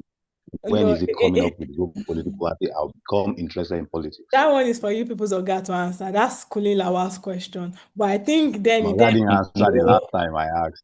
It then misses the whole direction of what Okay, I'll explain. The strength of the Yes, sir. electoral college, is and it I'll be being very honest, is it being non-partisan? That exactly. is its strength. So you know We that work was with a case of we non-bias. work with the APC, we work with Labour Party, we consult with ADC. In short, we helped build the ADC that you know today. I have an award from the ADC based on the work I've done in ADC, and the college has done too. So it's our strength is not being the strength. We don't need a new political party. We need great people in political parties. So even if you're going to join the APC, and people in the college have joined the APC, they had my backing. If you join the SDP, you have my backing. I would work within the ranks of that political party for you. I've done it across where a lot of us in this college, and I will keep doing it. It's not one party that is going to save Nigeria, it's a collective effort. So the ECN, not under my watch, will become a political party. Will we continue to maintain influence within multiple political parties? Yes. Will we do great things in this country and other countries which we are in now? Yes. But we can't be partisan. Thank you very much, sir. It loses the whole purpose. That way we lose our credibility. All these things I'm saying, that's when you be hearing that I'm not even in any political party. I'm already seen on this chat. Somebody even said, you are talking like this because you are part of the people eating amongst the high and mighty. But if I was eating among the high and mighty, I think I will have time for this class. So like imagine if we now become wait. movement. So It loses, let me that expand. Let me expand and say something. What the students don't know is how much it costs for you to have a class. If we tell you and how much the BOT, if you know how much the BOT gives up for you, yes, you and think we're sacrifices crazy. cost sometimes You think we're crazy. one Because you're not paying us. cost one thing You're not because paying you us. understand, like it costs like We it's a lot appreciate of that. sacrifice. After this class now, next week I'm probably going to hear, oh, but you're the one that was saying the government is this or the government is not doing their work, so the people should start attacking us. So why are you coming for work? So it's a lot. And what you guys don't see is that it is the little things and it is the little sacrifice. This is the camp I've decided to, at least I want, even if for sure I believe things will get better. But the most important thing is I want to be able to tell my next generation, my children, I have two very beautiful girls. They have Nigerian passports. I want to be able to tell them that, things are not where it should be, but I did my part. I did my part, and I'm still doing my part. I'm doing it for you to have a better life. Do you understand? I'm doing it. And the peace that comes from that is like nothing compares to it. Absolutely nothing. My kids, they are what? 7 and 6, 2 classes, they sat in my previous 2 classes.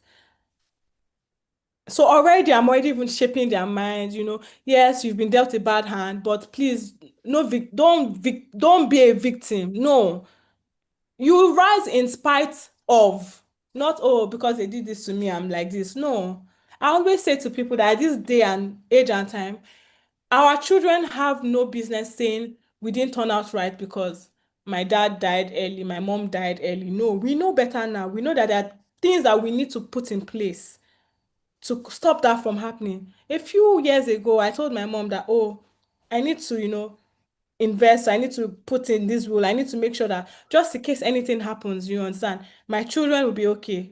They will go to school and life, despite it not being the same, would still be fair to them. My mom was saying, God forbid, you will not die in Jesus' name. What kind of stupid talk is that? But of course, I don't want to die. I don't want anything to happen to me, but we have to face reality. Another thing about us Nigerians, not just us Nigerians, in Africa generally, we are too swayed by emotions. We are very sentimental.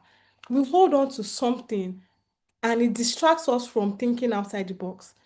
We hold on to it. It is not my portion. God forbid. God loves me. God is this. God. So the people that things are happening to, God doesn't care. Is that what you're saying? It's just life as it is.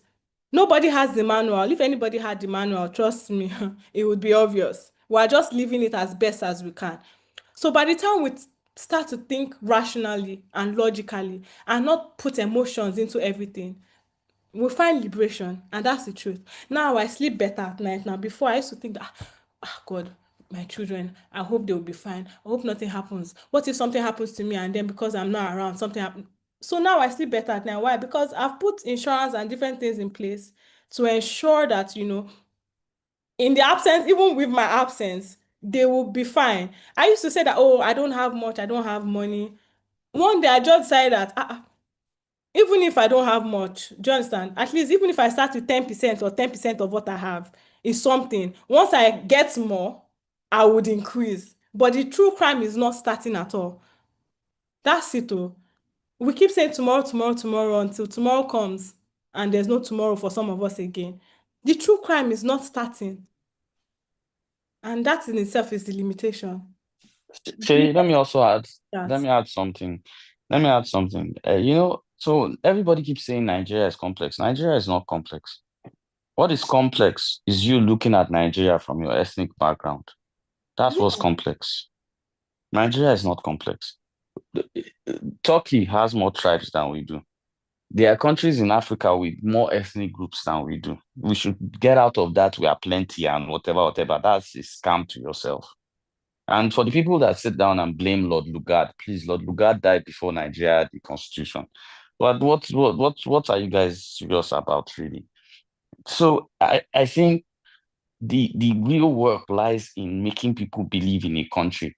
I tell people that the most marginalized tribe in Nigeria are Nigerians because they're attacked by Igbo, Yoruba, Efik, Fulani, Tiv because they are Nigerian and because they put Nigeria first. This class, we're talking about judiciary. Somebody has jumped to Nnamdi Kanu, forgetting that in every country in the world, including the US or Britain, when it's a case of treason, your constitutional rights are suspended. And when your constitutional rights are suspended, even when an appeal court does something, the government will ignore it because it's on the premise of treason. And instead of paying attention to this class, which is trying to show you the effect of judiciary and governance, how people can understand and affect the judiciary, you want to argue Nnamdi Kanu and Biafra. Really?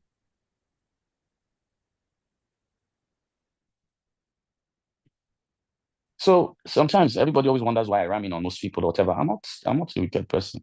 Say is here, she'll tell you I'm one of the softest people she knows. She knows I'm a soft guy. But here's the conversation. You must be strong for the Nigeria that you want to build. And that's the truth. And most of us are not even strong. We don't even represent a country. Most of us are not even bigger than our local governments, or sorry, let me even bring it down, bigger than the clan that our family has. And some even as little as the family they are in. That's what we're all about. How many people on this class think holistically? Have you ever thought today, every day? And I'll tell you, from before I started running for office, I always ask myself, what can I do for someone else in Nigeria today to make their life better? Have I not? I've volunteered, I've taught and volunteered in government secondary schools. I have over 100 hours in volunteer teaching in Abuja. Who does that? Nobody thinks of that. You mustn't be big to do plenty things or have plenty money. ECN started with nothing. There was a time if ECN could not afford to have more than 100 students. Today we chest 1,000 without shaking. But do you know the amount of work it puts in? Do you know the amount of work it gets to get it done? It's not an easy thing. Yes, you can't sit down on the sidelines and be expecting to have ice cream. Man, you would be hungry. And that's the truth. So we keep bringing up stupid ideas. It's the founding fathers. I think that's nonsense because those guys have gone and whatever. Their time has passed. What are you going to do with your time? What are you planning? I always tell people, and this is my common conversation, and I'll close with this line. I have two godfathers, the Constitution of the Federal Republic of Nigeria and the Next Generation. Those are the only two people I'm loyal to. Even Shea, I'm not loyal to. There's what Shea will do that I'll cross the line with her. And she knows it. It's not hidden. Everybody knows that about me. So I'll close with that. Thank you, everyone.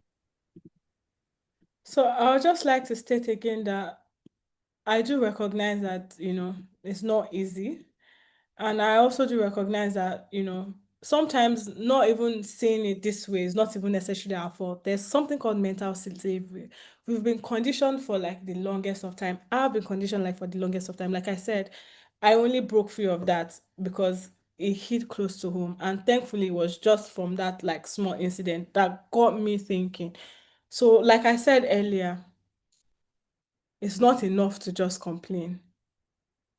We can all start from somewhere, something. It can even be in the way that we work within our like offices. Do you understand? In our estates, start small, build up something. Like I said, the actual real crime is not doing anything at all and having the effrontery, having the guts to complain. Rwanda is just next door to us. Do you understand? Now, like their country is a lot better now. Things are happening for them. Their judiciary system is good. It's not where it should be, but it's better than before. Their governance indices level 2 has increased. Why? The people did not just sit down and war their next president in Cape. It took actual civil war to get them to where they are today. I'm not saying that we need to do the same in Nigeria. I don't want us to do the same in Nigeria. I have family in Nigeria. I pray that it never comes to that. But what I'm saying is that the people were ready. They were ready. Whatever it takes. By God's grace, it will not be our case. But I'm just saying that it is not enough to wish. We have to put in the work. Say one of More our people students. better. Say one of our students started something known as Government Uncle on TikTok. He does governance in Pidgin. And I saw what he was doing and I was like, man, this is brilliant.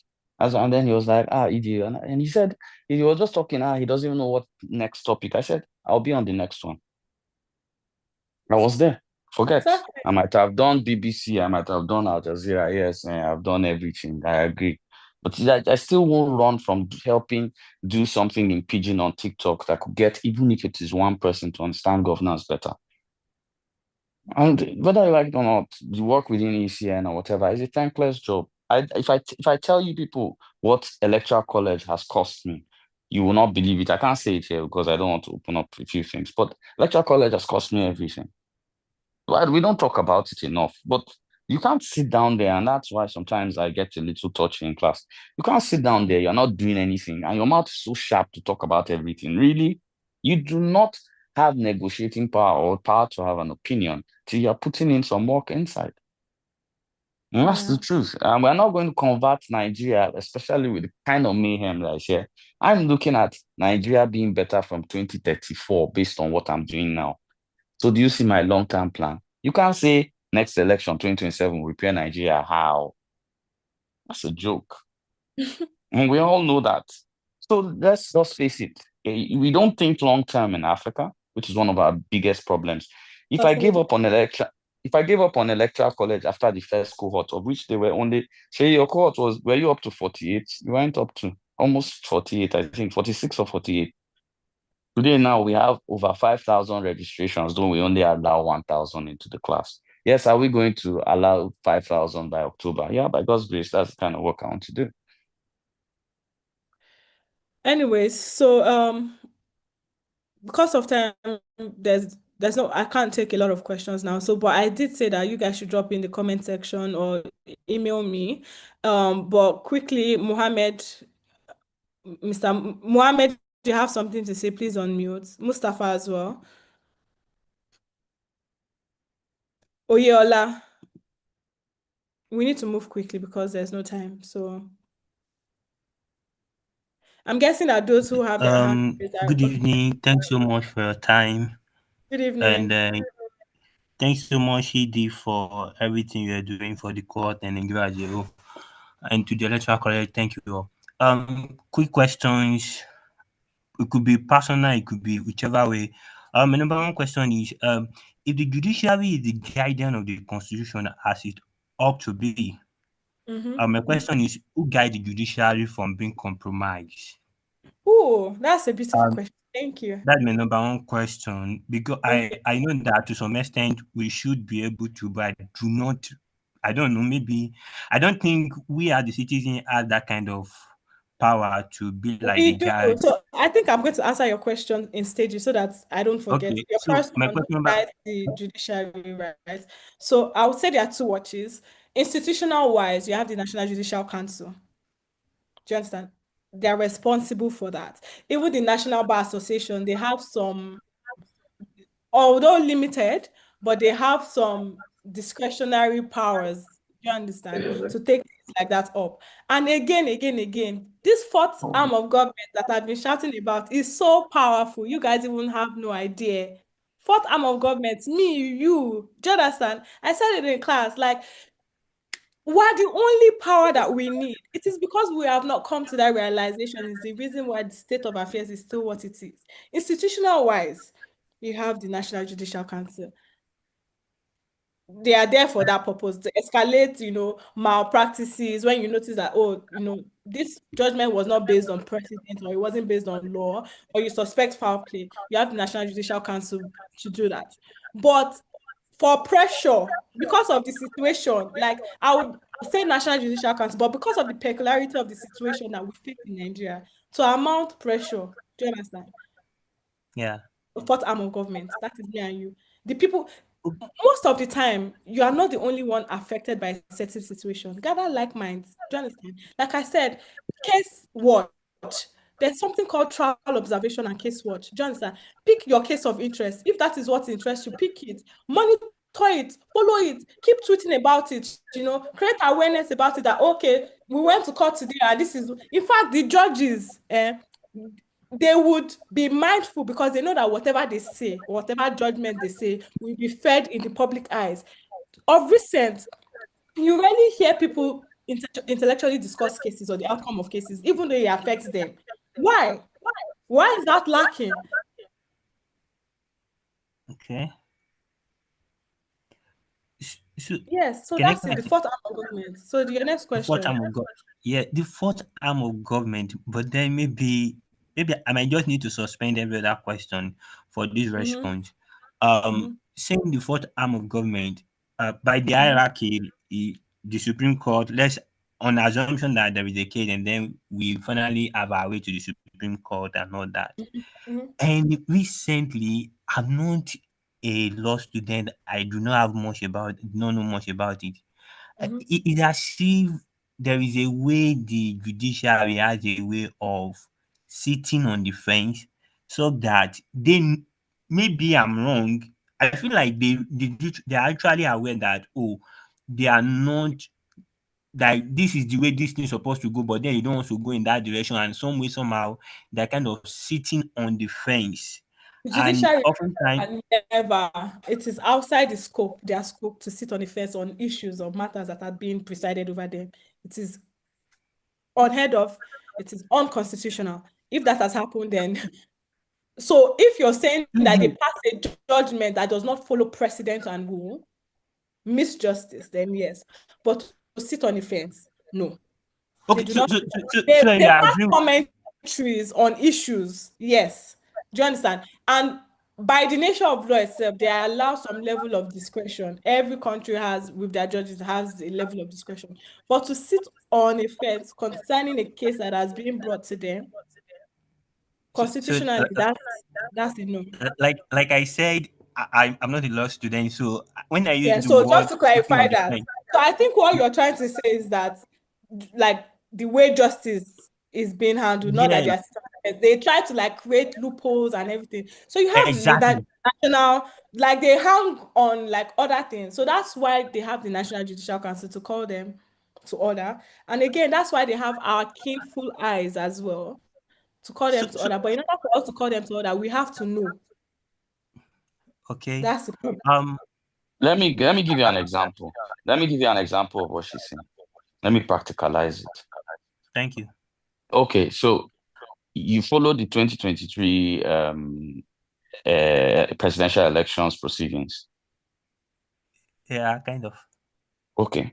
So I looked at the proceedings. I looked at what was put by the defendants, which were Labour Party and PDP, on why Tinubu should not be president. Okay, there are 178,000 polling units in Nigeria. You only produce 10 polling agents to the court. You presented Arise TV clips as evidence to the court. You're joking. Which court is going to validate presidential election based on such indices? Do you understand what I'm saying? I'm giving you inside Yes, sir. story now. Let's Yes, sir. enter the conversation. No judiciary will pass it to you. If they came up and said, and this was one of the things I said, and I spoke to one of the lawyers, for PDP, and we're having a conversation. I said, why don't you go into the Electoral Act and state that parties do not submit electronic and physical copies of their memberships. All parties do not meet that. And they say to disqualify us. I said, yes, but Tinubu also will not be president.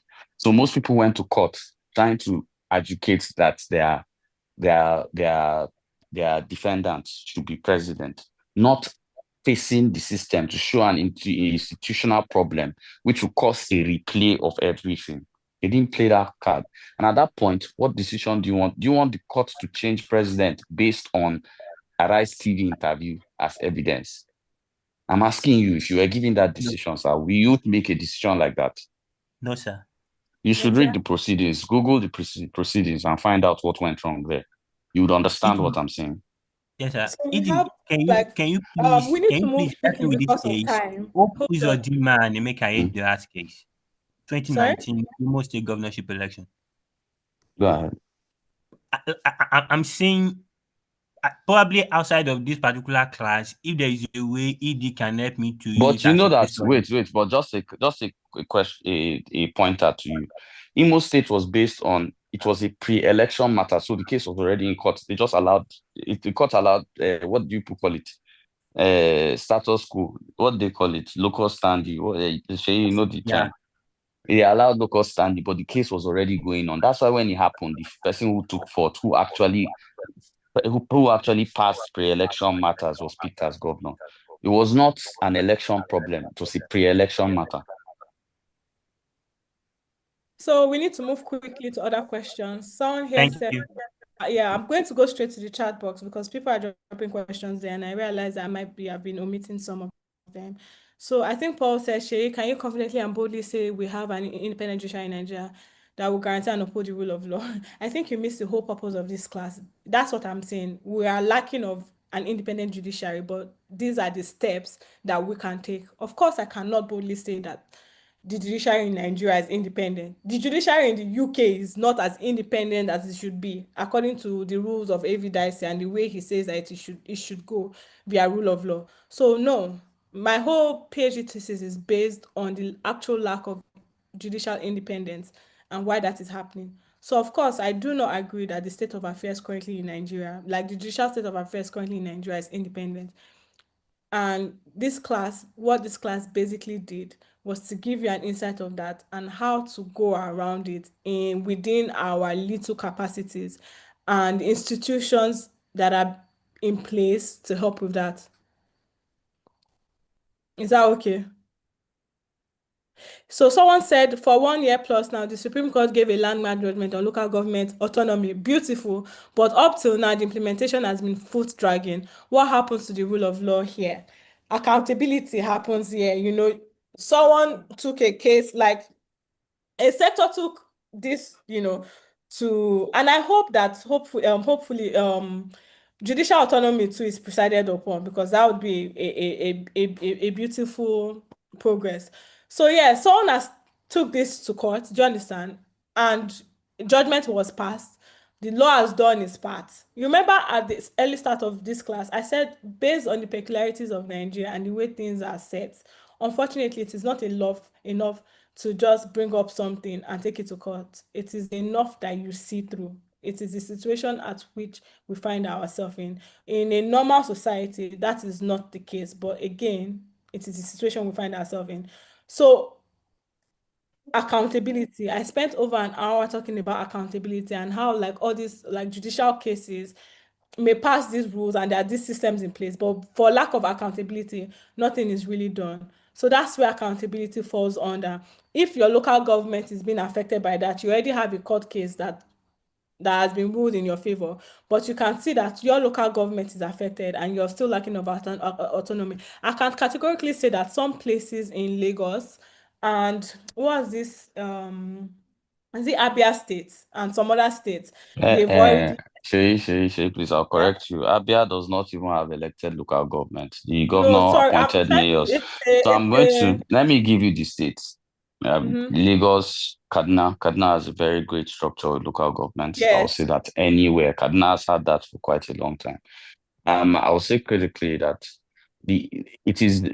when you ask why has local government not been implemented, as if that is the job of the judiciary. The word used implement in English is also another word for execute. So Execute that's also is another word for yeah. under executive. Judiciary has done its business. It's remaining for executive to act. The executive at federal level is in full support. So who is your problem? Your state governors. State governors and your local, yeah, So basically. points direct, but I'm just saying so that that person that wrote that thing point directly at who is causing the problem. It isn't the judiciary. Judiciary has done its part totally. The president is also behind local government autonomy, even increasing the amounts that go to local government Yes, back. and he said Now it a state lot of governors are times. behind it. There's been a lot Yeah, I of said it. publications about that, by the way. So if it's not happening for you, it just means that you and your affected party unfortunately have to fight more for enforcement. Are there any other questions in the group chat? Okay, so I think that's all the questions here. I don't know if anybody has any question. I'll just take one or two because there's no time. So you can just unmute yourself and ask your question.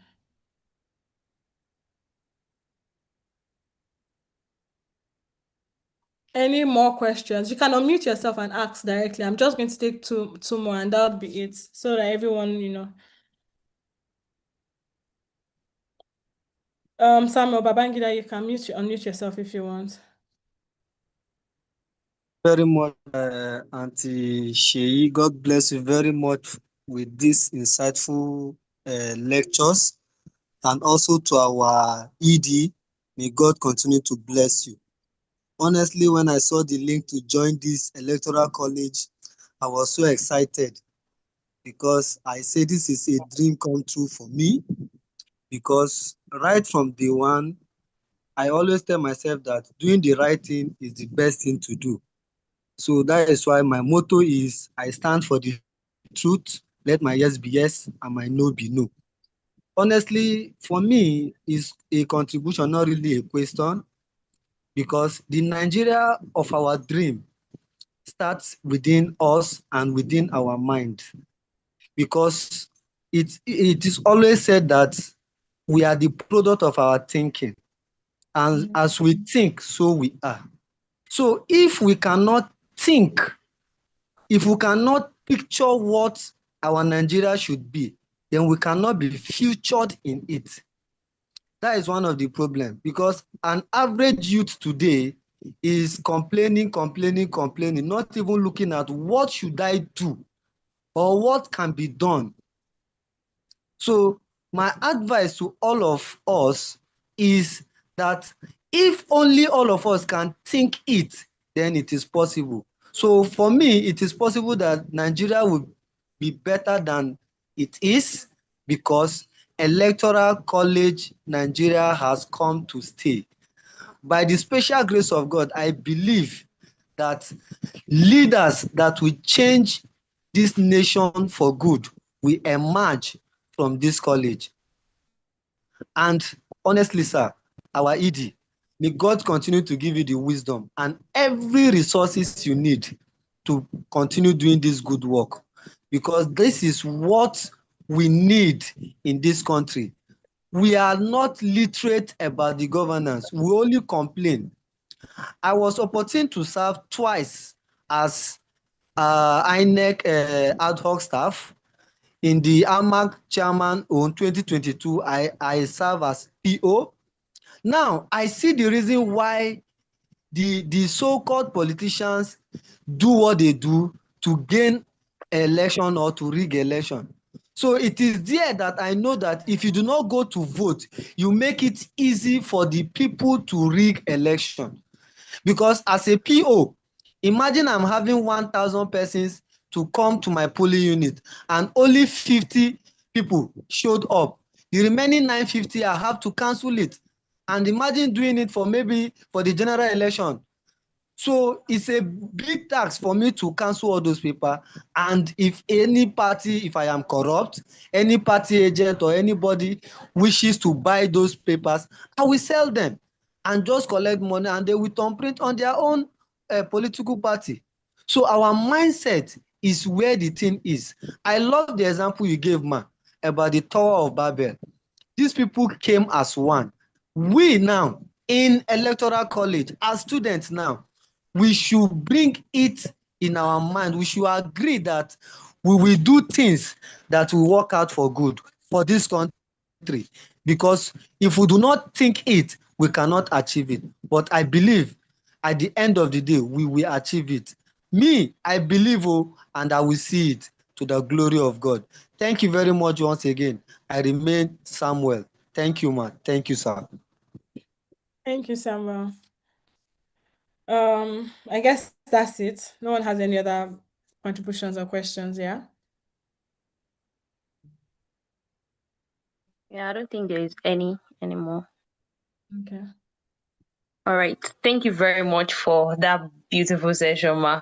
It has really been insightful. Thoughts were provoked, and I believe people are more eager to do more, are eager to do more. So thank you very much for that wonderful session. We really appreciate you. Thank you for always showing up for Electoral College. Sheyi kidnapped my Saturday side eye. We are happy to have you too in the class, ED, because you actually made it more educated for all of us. So thank you very much. I believe that everybody has learned, unlearned, and relearned a lot of things. So I think that would bring us to the end of the class. Dima, do you have any announcement for the cohort?